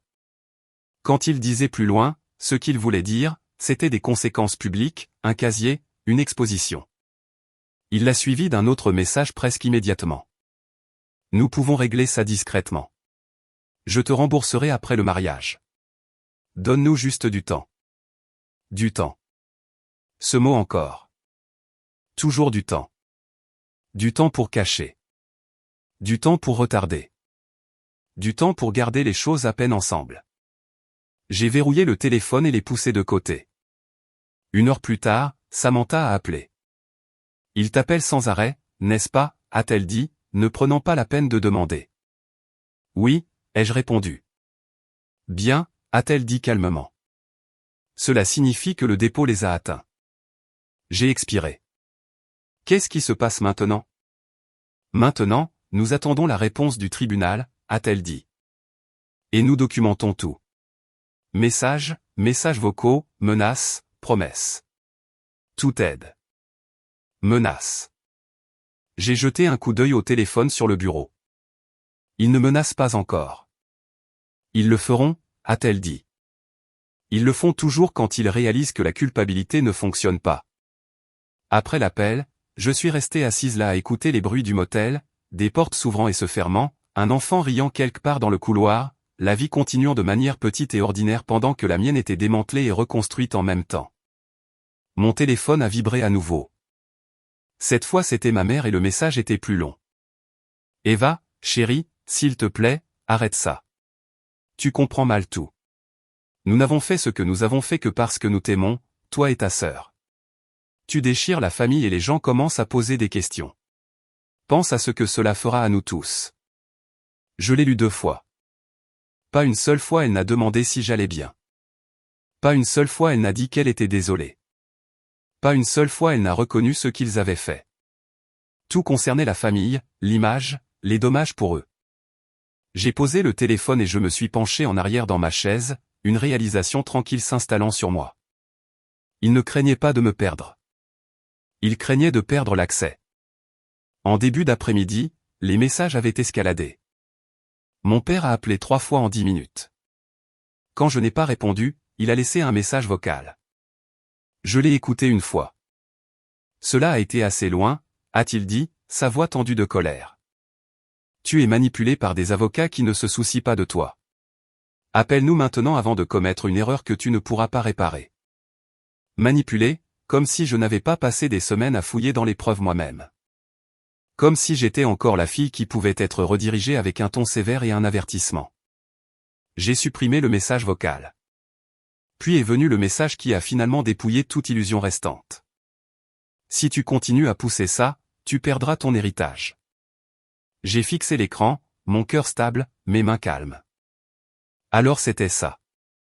Le dernier levier, celui qu'ils n'avaient jamais sorti directement avant, mais qu'ils avaient toujours sous-entendu. Reste dans le rang et on prendra soin de toi. Sors et tu seras coupé. J'ai senti quelque chose en moi s'installer, solide et inébranlable.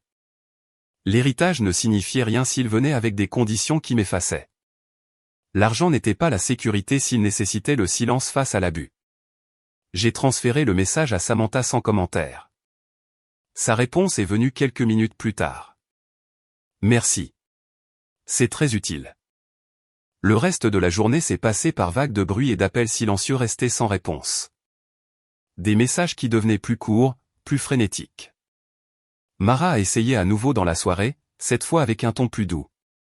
S'il te plaît, parle-moi juste. Nous pouvons trouver une solution. Trouver une solution signifiait défaire les conséquences. Réécrire la réalité, me demander d'absorber le coup une fois de plus pour qu'elle n'ait pas à le faire. Je n'ai pas répondu. Alors que le soleil plongeait sous l'horizon, le téléphone est finalement devenu silencieux. Pas complètement, mais assez. Je me suis assise au bord du lit, fixant le mur blanc, écoutant ma propre respiration. Pour la première fois depuis aussi longtemps que je m'en souvenais, je ne me préparais pas au prochain coup émotionnel. Je me sentais détaché. Ancré, clair. Mon téléphone a vibré une dernière fois ce soir-là. Un texto de Samantha. Ils ont peur, et pour une bonne raison. Le tribunal a répondu plus vite que prévu. Nous sommes proches. J'ai souri juste légèrement, l'expression inconnue sur mon visage. Ils avaient toujours cru que mon silence signifiait faiblesse, que ma volonté d'aplanir les choses signifiait que je ne tiendrais jamais bon. Ils avaient tort. Alors que j'éteignais la lumière et m'allongeais, l'obscurité ne semblait pas menaçante. Elle semblait protectrice, comme une pause avant quelque chose d'irréversible. Ils avaient pris ma maison. Ils avaient vidé mes comptes. Ils m'avaient traité de dramatique, d'instable, de sans-abri, et maintenant dépouillé de ma coopération, ils s'effilochaient. Ils ne le réalisaient pas encore, mais la pire partie n'était pas ce que le tribunal leur ferait. C'était le fait que je n'avais plus peur de leur colère. Et une fois cette peur disparue, il ne leur restait plus rien à utiliser contre moi. Le palais de justice sentait le désinfectant et le vieux papier, le genre de calme stérile qui prétend que rien de terrible ne se passe jamais à l'intérieur de ses murs. J'étais assise sur le banc en bois dur à l'extérieur de la salle d'audience, les mains jointes sur mes genoux, regardant les gens passer comme si ce n'était qu'un autre mardi. Des avocats avec des porte-documents, des couples chuchotant l'un à l'autre, un homme en costume froissé faisant les 100 pas avec son téléphone pressé contre son oreille. La vie avançait, indifférente au fait que ma famille était sur le point d'être légalement exposée. Samantha était assise à côté de moi, calme et illisible, un dossier épais en équilibre sur son genou. Elle n'avait pas dit grand-chose depuis notre arrivée. Elle n'en avait pas besoin. Sa présence seule manquerait d'une manière que rien d'autre n'avait fait depuis que cela avait commencé. Ils seront là, a-t-elle dit doucement, jetant un coup d'œil à sa montre. Ils arrivent toujours en retard. C'est une manœuvre de pouvoir. J'ai hoché la tête. Je n'étais pas nerveuse. Pas de la manière dont je pensais l'être. Mon cœur ne battait pas la chamade. Mes mains ne tremblaient pas. Ce que je ressentais était plus lourd que la peur et plus stable que la colère. La préparation. Un claquement sec de talons a résonné dans le couloir, suivi de voix que je connaissais trop bien. Je n'ai pas levé les yeux au début. Je n'avais pas à le faire. La voix de ma mère portait avant qu'elle n'apparaisse. Tendue, contrôlée, vibrant déjà d'indignation. La voilà, a-t-elle dit, assez fort pour que les gens à proximité entendent, assise là comme si elle n'avait rien fait de mal. J'ai levé mon regard lentement. Il se tenait à quelques mètres. Mes parents habillés dans leur version du sérieux, couleur neutre, expression polie tendue. Mara planait juste derrière eux, bras croisés, mâchoires serrées. Josh se tenait à côté d'elle, raide et pâle, sa confiance introuvable. Pendant un moment, aucun de nous n'a parlé. Puis ma mère s'est avancée. Ava, a-t-elle dit sèchement. Tu dois arrêter ça maintenant. Samantha s'est levée immédiatement, se positionnant entre nous. Toute communication passe par moi. Ma mère a ricané. Oh, s'il te plaît. C'est une affaire de famille. Non, a répondu Samantha uniformément. C'est une affaire juridique. Le visage de mon père s'est assombri. Tu nous as tourné le dos, a-t-il dit, sa voix basse et coupante, après tout ce que nous avons fait pour toi. J'ai senti le vieux réflexe s'agiter, l'instinct de m'expliquer, d'adoucir le coup. Mais il est passé presque aussi vite qu'il est venu.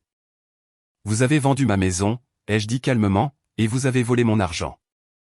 Mara a laissé échapper un rire sec, sans humour et cassant. Tu fais sonner ça si dramatique. Les yeux de Samantha se sont tournés vers elle. La caractérisation de votre sœur ne change pas les faits. Josh a finalement parlé, sa voix tendue. Nous ne pensions pas que cela irait aussi loin.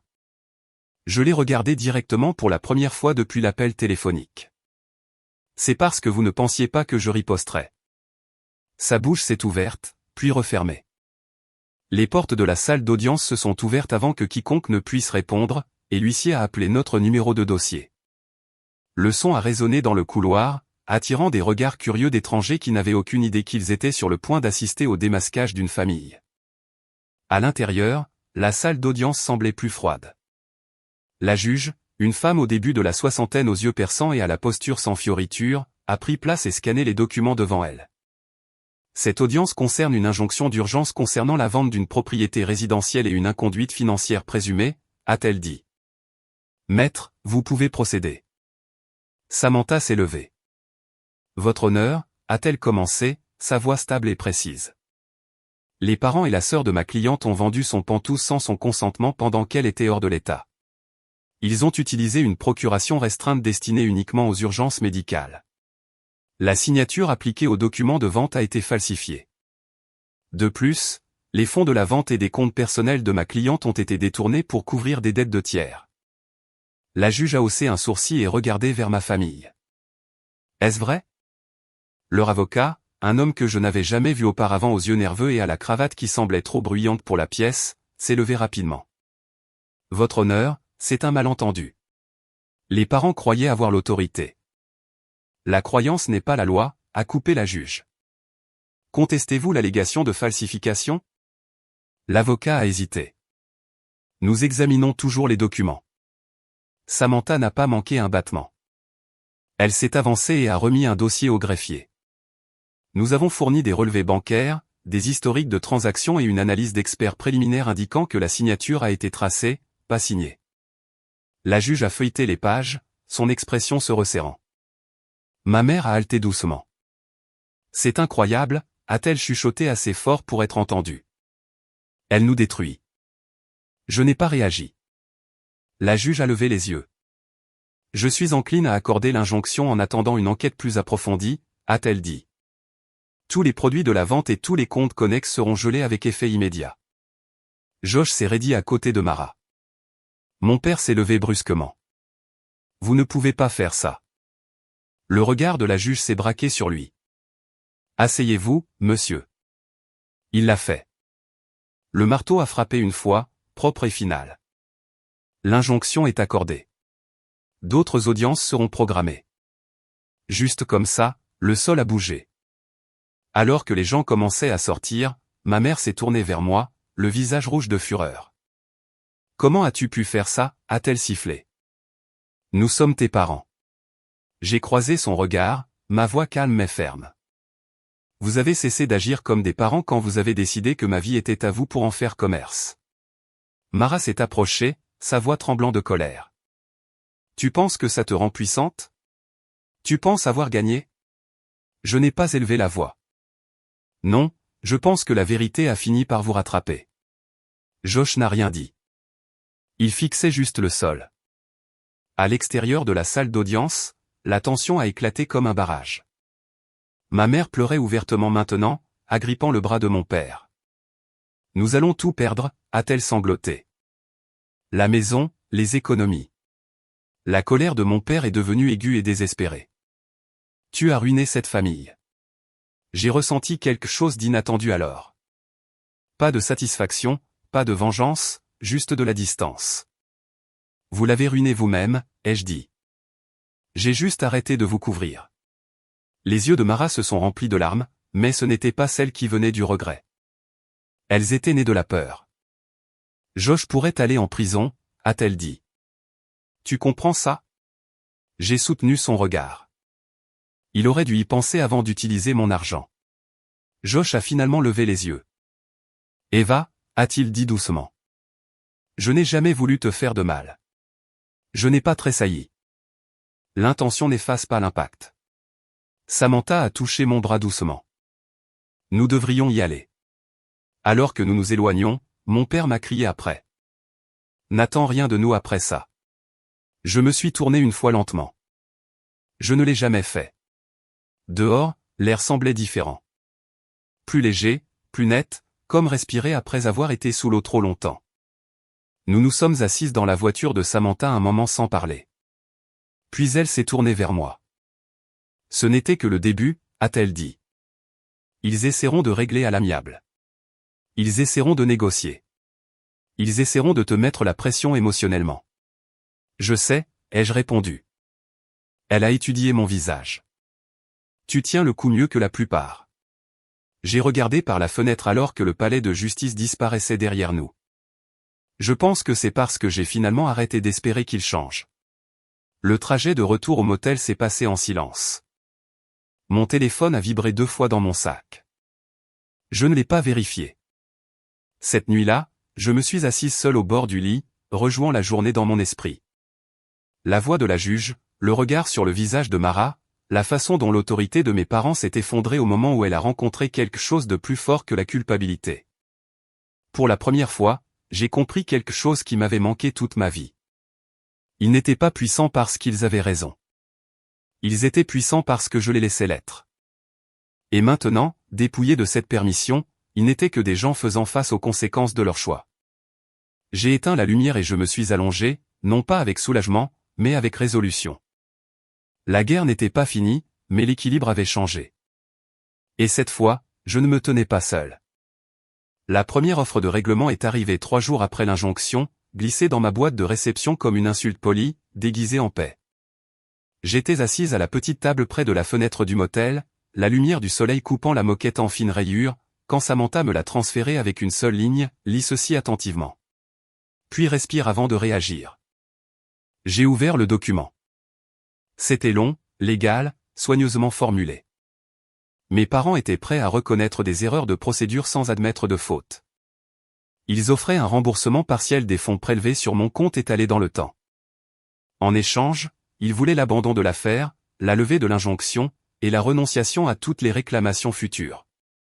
Le nom de Josh apparaissait exactement une fois comme un bénéficiaire non principal indirectement affecté par les procédures.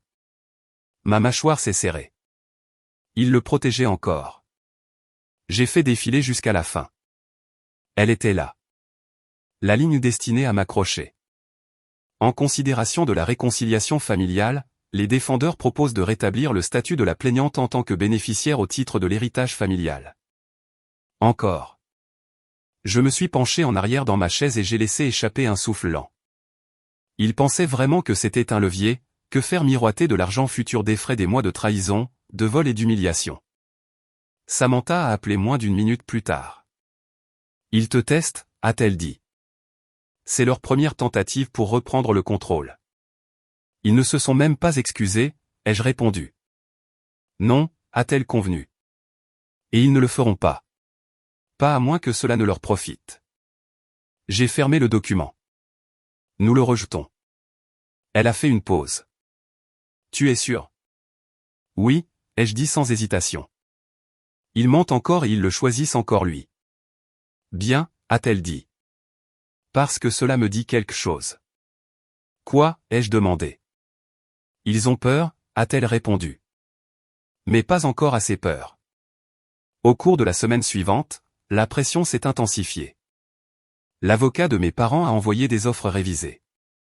Chacune légèrement plus généreuse, légèrement plus désespérée, des remboursements plus importants, des délais plus rapides, toujours pas d'admission d'actes répréhensibles, toujours le silence sur le rôle de Josh. Mara a essayé une approche différente. Elle s'est présentée au motel. Je revenais juste de prendre un café quand j'ai vu sa voiture garée de travers près de ma porte. Mon estomac est tombé, mais je ne me suis pas retourné. J'ai continué à marcher. Elle est sortie dès qu'elle m'a vu, le visage rouge, les yeux bordés de rouge. Eva, s'il te plaît, a-t-elle appelé. Parle-moi juste. Je me suis arrêté à quelques mètres, ne m'approchant pas. Tu ne devrais pas être ici. Je sais, a-t-elle dit rapidement. Mais je ne savais pas quoi faire d'autre. Je l'ai étudiée, vraiment regardée, la panique familière, la façon dont elle avait toujours l'air quand les conséquences l'atteignaient enfin. Les comptes de Josh sont gelés, a-t-elle dit. Nous ne pouvons rien payer. Le mariage est en attente. Ses parents sont furieux. Je n'ai rien dit. Ce n'est pas une mauvaise personne, a-t-elle continué, la voix tremblante. Il s'est juste retrouvé dépassé. Tu ne l'étais pas, ai-je dit doucement. Tu m'as entraîné avec lui. Ses yeux se sont remplis de larmes. Nous pensions que tu irais bien. C'est toujours le cas. Cette phrase a frappé plus fort que n'importe quelle insulte.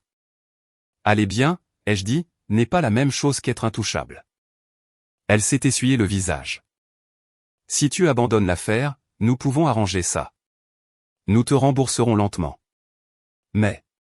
Non, ai-je dit. Elle m'a regardé stupéfaite. Tu ne vas même pas l'envisager. Je l'ai envisagé, ai-je répondu.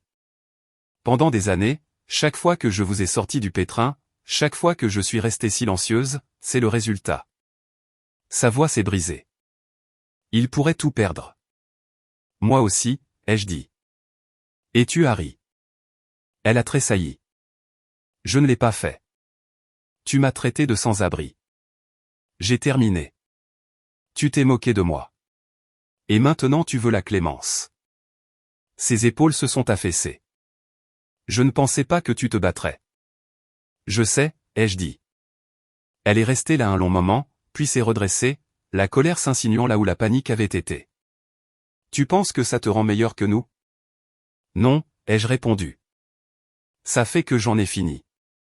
Elle est partie sans un autre mot. Ce soir-là, mon téléphone a sonné à nouveau. Un numéro inconnu. J'ai répondu. C'est Josh, a-t-il dit, sa voix basse, contrôlée. Nous devons avoir une vraie conversation. Nous l'avons déjà eue, ai-je dit. Non, a-t-il répondu. Tu as parlé. Maintenant c'est mon tour. J'ai presque ri. Vas-y, je n'ai jamais forcé tes parents à faire quoi que ce soit, a-t-il dit. Ils ont proposé. Ils ont insisté. Ils ont dit que tu leur devais ça. Ma prise s'est resserrée sur le téléphone. Et tu as accepté? Oui, a-t-il dit simplement, parce que c'est comme ça que ta famille fonctionne. Et voilà. Pas de déni, pas de culpabilité, juste un sentiment de droit. Tu veux régler. Il a continué, je peux l'aider, mais si cela va au procès, des choses sortiront que tu pourrais ne pas aimer. Est-ce une menace, ai-je demandé calmement. C'est un avertissement, a-t-il répondu. Les familles ne survivent pas à ce genre d'exposition. Ma famille n'y a pas survécu, ai-je dit. Ils l'ont causé. Silence. Tu penses vraiment que tu t'en sortiras propre, a-t-il dit finalement. Avec ta réputation intacte. J'ai souri, bien qu'il ne puisse pas le voir. C'est déjà fait. J'ai raccroché et transmis les détails de l'appel à Samantha. Sa réponse a été immédiate. Menace notée. Cela nous aide plus que tu ne le penses. Le coup suivant est venu d'un endroit inattendu. Ma tante a appelé. Elle ne m'avait pas parlé depuis des années. Pas depuis qu'elle s'était tranquillement éloignée de mes parents après un conflit similaire que je n'avais jamais pleinement compris à l'époque. J'ai entendu ce qui se passe, a-t-elle dit doucement. Je voulais juste que tu saches. Tu n'as pas tort. J'ai avalé. Ils ont dit à tout le monde que j'étais instable. Elle a soupiré. Ils m'ont fait ça aussi il y a des années quand je ne voulais pas leur donner d'argent. Les pièces se sont emboîtées avec une clarté écœurante. Ils ne changent jamais, a-t-elle continué. Ils font juste tourner ceux à qui ils prennent. Après avoir raccroché, je suis resté là en silence, absorbant la vérité. Ce n'était pas une trahison unique. C'était générationnel, systémique, et j'avais été préparé à l'accepter comme normal. Samantha a appelé plus tard cette soirée-là. Il se prépare pour le procès, a-t-elle dit. Et nous aussi. Qu'est-ce que ça veut dire, ai-je demandé. Ça veut dire des dépositions, a-t-elle répondu. Tes parents, ta sœur, Josh, sous serment. Ma poitrine s'est serrée, non pas de peur, mais d'anticipation. Bien, ai-je dit. Ils ne vont pas aimer ça, a-t-elle prévenu. Il ne devrait pas, ai-je répondu. La semaine précédant les dépositions a été une étude en effondrement. Les messages de mes parents ont cessé entièrement. Pas d'excuses, pas de suppliques, juste le silence. Le genre qui signifiait généralement qu'ils complotaient. Mara a envoyé un dernier texto. Si cela détruit tout, j'espère que tu es heureuse. Je l'ai fixé longtemps avant de répondre. Je n'ai rien détruit. J'ai arrêté de mentir pour vous. Josh ne m'a plus contacté. Le jour des dépositions est arrivé gris et lourd. Samantha m'a retrouvé à son bureau, calme comme toujours. Souviens-toi, a-t-elle dit, ils essaieront de te provoquer. Reste factuel. Reste ancré. J'ai hoché la tête. Je le ferai. Je ne me suis pas assise dans la pièce quand mes parents ont été interrogés. Je n'en avais pas besoin. Mais quand Samantha est sortie après, son expression m'a tout dit. Ils se sont contredits, a-t-elle dit plusieurs fois. Et Josh, ai-je demandé. Elle a expiré lentement. Il a admis qu'il savait que les fonds n'étaient pas les siens. Il a admis qu'il savait que tu n'avais pas approuvé la vente. Un sentiment étrange m'a traversé. Pas de triomphe. De la libération. C'est fini. Ai-je chuchoté. Pas encore, a-t-elle corrigé. Mais c'est proche. Cette nuit-là, seul dans la chambre de motel pour ce que je savais être bientôt la dernière fois, j'ai fait ma valise lentement. Chaque chemise pliée ressemblait à une conclusion. Chaque article remis à sa place, une reprise tranquille de moi-même. Il pensait pouvoir m'effrayer avec la perte. Il n'avait jamais compris que je l'avais déjà survécu. Et maintenant, avec la vérité exposée et les mensonges s'effondrant sous leur propre poids, la seule chose qui restait était le règlement de compte final. Et cette fois, personne ne venait les sauver. Le matin du procès est arrivé sans drame, sans tonnerre, sans aucun avertissement cinématographique que quelque chose d'irréversible était sur le point de se produire. Je me suis réveillé avant mon réveil dans la chambre de motel, fixant le plafond pâle alors que l'aube s'infiltrait à travers les fins rideaux. Pour la première fois depuis des semaines, mes pensées ne s'emballaient pas. Elles bougeaient lentement, délibérément, comme des pièces se mettant enfin en place. Je me suis douché, habillé et j'ai emballé le reste de mes affaires. Non pas parce que je m'attendais à une conclusion à la tombée de la nuit, mais parce que je savais que quelque chose finirait aujourd'hui quoi qu'il arrive. Une certaine version de ma vie ne survivrait pas au verdict et j'étais prête à la laisser partir. Samantha est venue me chercher juste après 7 heures. Elle n'a pas rempli le silence de réassurance ou de stratégie. Elle n'en avait pas besoin. Le dossier était construit. Les preuves empilaient proprement contre les mensonges. Ce qui restait était simplement la vérité dite à haute voix dans une pièce conçue pour la mesurer. Le palais de justice se profilait plus grand qu'il ne l'avait été lors de l'audience d'injonction. Plus lourd, final. À l'intérieur, l'air bourdonnait de voix basses et de papier remué. Le procès n'était pas assez sensationnel pour attirer une foule, mais il y avait assez d'yeux curieux pour mettre mes parents mal à l'aise. Je pouvais le voir au moment où ils sont entrés. Ma mère semblait plus petite d'une certaine manière, sa posture raide, son visage tiré par quelque chose entre la rage et la peur. Mon père évitait complètement mon regard. Mara s'accrochait au bras de Josh. Sa mâchoire serrait si fort que je me demandais si ça faisait mal. Josh avait l'air différent, aussi. Pas confiant, pas lisse, juste fatigué, acculé. Nous avons pris nos places. Quand la juge est entrée, la salle s'est levée et rassise à l'unisson, et puis cela a commencé. La déclaration d'ouverture de Samantha était calme, précise, dévastatrice dans sa retenue. Elle n'a pas dramatisé. Elle n'a pas éditorialisé. Elle a exposé une chronologie si claire qu'elle semblait presque chirurgicale. Les documents du trust, la procuration limitée, la signature falsifiée, la vente précipitée, la fausse déclaration à la direction de l'immeuble et aux acheteurs, les transferts systématiques de mon compte pour couvrir des dettes qui n'étaient pas les miennes. Elle n'a pas élevé la voix une seule fois. Elle n'avait pas à le faire. Quand la défense s'est levée, leur version des événements semblait mince en comparaison. Appels émotionnels, obligations familiales, mauvais jugement sous pression. Ils parlaient d'amour et de désespoir et d'intention, mais l'intention n'efface pas la conséquence, et le désespoir n'excuse pas le vol. Le premier témoin appelé était l'examinateur de documents forensiques. Il a expliqué l'analyse de la signature dans un langage si clair que même les jurés se sont penchés en avant. Il a souligné les marques d'hésitation, les incohérences de pression, les courbes tracées. Cette signature, a-t-il dit uniformément, n'a pas été écrite. Elle a été copiée. La main de Mara tremblait dans l'étreinte de Josh. Ensuite sont venus les dossiers bancaires. L'analyste a parcouru les transferts mois par mois, montrant comment les montants étaient structurés pour éviter la détection. Toujours sous le seuil, toujours chronométré avec soin, toujours justifié par des notes vagues. Ma mère a baissé la tête. Josh fixait droit devant, immobile.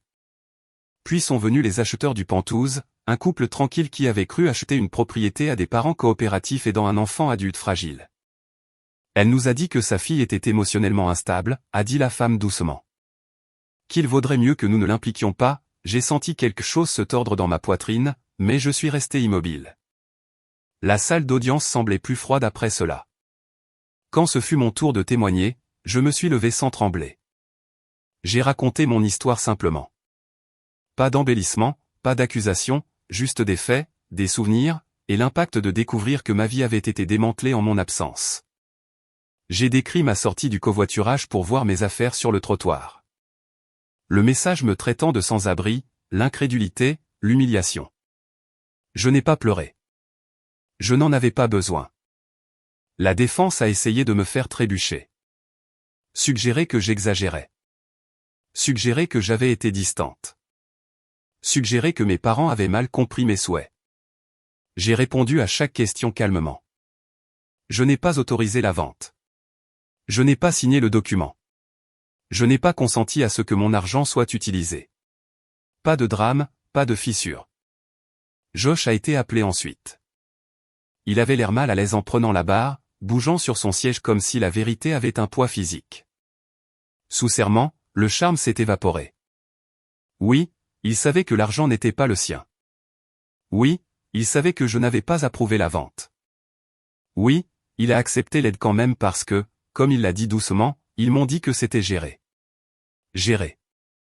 Mes parents ont été appelés après lui. Ma mère a pleuré bruyamment, désespérément. Elle a parlé de peur, de protéger Mara, de croire que j'irais bien. Je ne pensais pas qu'elle avait besoin de cet appartement, a-t-elle dit à un moment presque défensivement. La salle d'audience est devenue très calme. Mon père a essayé une tactique différente. Logique, autorité, l'idée que les ressources familiales étaient des ressources partagées. C'est notre fille, a-t-il dit. Nous avons fait ce que font les parents. L'expression de la juge s'est durcie. Les parents ne falsifient pas de signature. Les parents ne vendent pas ce qui n'est pas à eux. Les parents ne dépouillent pas leur enfant d'un abri et de dignité pour appeler ça de l'amour. Au moment où Mara a témoigné, il ne restait plus rien à sauver. Son ressentiment transparaissait à travers chaque réponse. Elle parlait de droit sans s'en rendre compte, de sacrifice sans reconnaître qui le faisait. Quand elle a admis qu'elle s'était moquée de moi après la vente, la salle a changé. La défense n'avait aucun moyen de se remettre de cela. En fin d'après-midi, les plaidoiries finales ont été prononcées. Samantha a parlé en dernier. Cette affaire, a-t-elle dit, ne concerne pas un conflit familial. Elle concerne l'abus de confiance, le contrôle déguisé en soin, ce qui se passe quand on attend toujours d'une personne qu'elle donne et qu'on ne lui permet jamais de dire non. Elle a regardé vers le jury. Ma cliente n'a pas détruit sa famille. Elle y a survécu. Le jury a délibéré plus longtemps que je ne l'espérais. Des heures ont passé. La lumière à l'extérieur de la salle d'audience est passée du gris alors au crépuscule. Quand ils sont revenus, mon pouls s'est enfin accéléré. Le président du jury s'est tenu les mains stables. En faveur de la plaignante. Sur la fraude, sur la falsification, sur l'exploitation financière, sur le préjudice émotionnel. Chaque chef d'accusation a atterri comme une frappe mesurée. La juge a ordonné la restitution, le remboursement complet, les dommages-intérêts, les frais juridiques. La vente annulée, la propriété restaurée. Les épaules de Josh se sont affaissées. Ma mère a sangloté ouvertement. Mon père a fixé la table comme si elle l'avait trahi. Mara avait l'air stupéfaite comme si les conséquences étaient quelque chose qui arrivait aux autres. Quand ce fut fini, quand la salle d'audience s'est vidée et que l'air a enfin bougé à nouveau, Samantha a serré mon bras. Tu l'as fait, a-t-elle dit doucement. J'ai secoué la tête. Eux l'ont fait. Dehors, mes parents ont essayé une dernière fois. Cela n'avait pas à arriver, a crié ma mère. J'ai croisé son regard sans colère. Si, ai-je dit.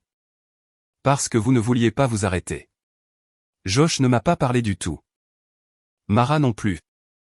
Alors que je descendais les marches du palais de justice, le poids que je portais depuis des années s'est levé. Non pas parce que j'avais gagné, mais parce que j'avais enfin dit la vérité et l'avais laissé se tenir seul. Quelque part derrière moi, une famille que je pensais avoir s'effilochait. Mais devant moi se trouvait quelque chose que je n'avais jamais pleinement revendiqué auparavant, moi-même. Et c'était assez. Les déménageurs sont revenus un mardi matin calme, non pas avec urgence ou tension cette fois, mais avec une efficacité calme, comme s'ils retournaient quelque chose qui avait seulement été égaré. Je me tenais sur le trottoir en face de mon immeuble, les clés chaudes dans ma paume, les regardant décharger le dernier de mes cartons du camion. La ville semblait différente maintenant, pas plus douce, plus claire. Le genre de clarté qui vient après qu'une tempête est passée, et que vous voyez enfin ce qui a été endommagé et ce qui a survécu. Quand je suis retourné dans le Penthouse, l'air sentait légèrement le renfermer, comme une pièce qui avait attendu. La lumière du soleil se déversait sur les parquets, attrapant des grains de poussière qui flottaient paresseusement, comme si rien ne s'était jamais passé. Les murs étaient les mêmes. Les fenêtres encadraient toujours la rivière comme elles l'avaient toujours fait. Mais moi non. J'ai marché lentement, de pièce en pièce, touchant des surfaces familières. Le comptoir de la cuisine où j'avais l'habitude de boire mon café avant le travail. Le fauteuil de lecture près de la fenêtre. L'endroit près de la porte du balcon où ma valise avait reposé après tant de voyages. Chaque coin contenait un souvenir, mais aucun d'eux ne faisait mal comme je l'avais prévu. Il semblait mériter. J'ai posé mon sac dans la chambre et je me suis assise au bord du lit, laissant le silence s'installer autour de moi. Pas le silence lourd de l'évitement ou de la tension, mais le calme qui vient quand personne n'exige rien de vous. Pour la première fois de ma vie d'adulte, mon téléphone n'a pas vibré avec des messages de mes parents demandant de l'aide. Il ne s'est pas allumé avec le nom de Mara et une autre crise. Il n'a pas porté la voix de Josh, lisse et calculatrice, demandant du temps. L'absence semblait étrange. Puis elle a ressemblé à un soulagement. Samantha est passée plus tard cet après-midi-là, un dossier fin coincé sous son bras. Elle n'est pas restée longtemps, juste assez pour me remettre les derniers documents et confirmer ce que je savais déjà. C'est fait, a-t-elle dit. Les fonds sont retournés. Les dommages sont payés. L'affaire est close. J'ai hoché la tête. Merci. Elle m'a étudié un moment. Tu gères bien ça. J'ai souri faiblement. Je pense que j'ai arrêté de faire le deuil avant le verdict. Elle a hoché la tête, comprenant plus que ce que je disais à voix haute. C'est généralement comme ça que ça se passe quand quelqu'un porte le poids seul depuis trop longtemps. Après son départ, je suis sorti sur le balcon. La ville s'étendait en dessous de moi, vivante et indifférente, la rivière attrapant la lumière de fin d'après-midi. J'ai inspiré profondément et expiré lentement, sentant mes épaules tomber pour la première fois depuis des mois. Je ne me sentais pas triomphante. Je me sentais installée. Ce soir-là, j'ai déballé lentement, non pas parce que j'étais fatigué, mais parce que je voulais être présente pour chaque petit acte de reconquête. Chaque livre remis sur son étagère, chaque vêtement plié et rangé, chaque objet familier trouvant sa place à nouveau. Quand j'ai atteint le dernier carton, j'ai fait une pause. À l'intérieur se trouvait une pile de vieilles photographies que je n'avais pas touchées depuis des années. Vacances en famille, anniversaires, sourires qui semblaient presque étrangers maintenant. Je me suis assise par terre et je les ai feuilletées une par une, non pas avec amertume, mais avec une sorte de curiosité tranquille. Je pouvais voir le schéma maintenant, même dans ces moments figés. La façon dont je me tenais toujours légèrement à l'écart. La façon dont Mara se penchait vers le centre. La façon dont l'attention de mes parents se courbait vers celui qui avait le plus besoin d'eux à ce moment-là. J'ai mis les photos de côté et fermé le carton. Certains souvenirs n'avaient pas besoin d'être détruits. Ils n'avaient juste plus le droit de me définir. Le message suivant de ma mère est arrivé 3 jours plus tard. Juste une phrase. J'espère que tu es heureuse. Je l'ai fixé un long moment avant de poser le téléphone face contre terre sur le comptoir. Je n'ai pas répondu, non par dépit, non par colère, mais parce que le bonheur n'était pas quelque chose pour lequel je devais une explication. Mara n'a plus jamais repris contact. Josh non plus. Par des connaissances communes, j'ai entendu des bribes. Le mariage annulé discrètement, les dettes toujours menaçantes, mes parents vendant leur maison pour couvrir ce que le tribunal avait ordonné. Pendant un moment, j'ai ressenti une lueur de culpabilité. Puis je me suis souvenu des déménageurs sur le trottoir, du message me traitant de sans-abri, du rire dans la voix de Mara, de la facilité avec laquelle mes parents avaient signé mon nom. La culpabilité est passée. Le karma n'est pas arrivé avec des feux d'artifice ou de la cruauté. Il est arrivé avec l'équilibre. Les semaines se sont transformées en mois. La vie s'est installée dans un rythme qui semblait inconnu au début. Paisible, prévisible, le mien. J'ai commencé à dire non sans répéter au début. J'ai arrêté de surexpliquer mes choix. J'ai appris que le repos n'avait pas besoin d'être gagné par l'épuisement. Un soir, alors que j'étais assise sur le balcon à regarder les lumières de la ville s'allumer, j'ai réalisé quelque chose qui m'a surprise. Je n'étais plus en colère. La colère avait été utile. Elle m'avait donné de l'élan quand j'en avais le plus besoin. Mais maintenant, elle semblait inutile, comme une armure portée longtemps après la fin de la bataille. Ce qui restait était quelque chose de plus calme. Le respect de soi. Le genre qui ne crie pas et n'exige pas de validation. Le genre qui existe simplement, stable et inébranlable. J'ai pensé à la version de moi-même qui avait toujours cru que l'amour signifiait le sacrifice, qui pensait qu'être forte signifiait tout absorber pour que personne d'autre n'ait à se sentir mal à l'aise, qui confondait endurance et valeur. Je souhaitais pouvoir revenir en arrière et lui dire une chose. Tu as le droit de te choisir toi-même. Cette nuit-là, j'ai dormi avec la porte du balcon ouverte, les bruits de la ville dérivant à l'intérieur comme un rappel que le monde était plus grand que les petits rôles étouffants qu'on m'avait autrefois assignés. Le matin, je me suis réveillé dans mon propre lit, dans ma propre maison, avec rien à prouver et personne à sauver. Et c'était plus que suffisant. Si vous êtes resté avec moi à travers cette histoire, je veux que vous sachiez quelque chose. Ce n'était pas seulement à propos d'un pantouse ou d'argent ou de trahison. C'était à propos de limites. À propos de ce qui se passe quand vous arrêtez de laisser les gens réécrire votre réalité parce qu'ils sont de la famille. À propos de la force tranquille qu'il faut pour rester immobile pendant que les autres essaient de vous ramener dans des schémas qui ne vous servent plus. Si une partie de cette histoire vous a semblé familière, si on vous a déjà fait sentir coupable de vous protéger, j'aimerais entendre vos pensées. Partagez votre expérience dans les commentaires. Votre histoire pourrait être celle que quelqu'un d'autre a besoin d'entendre. Et si vous avez trouvé de la valeur ici, si ce voyage a résonné en vous, n'oubliez pas d'aimer et de vous abonner. D'autres histoires arrivent. Des histoires sur la trahison, la justice, le karma et le pouvoir de se choisir soi-même quand cela compte le plus. Merci d'être ici. Merci d'avoir écouté. Et rappelez-vous, parfois la vengeance la plus forte n'est pas ce que vous reprenez, mais ce que vous refusez finalement de donner à nouveau.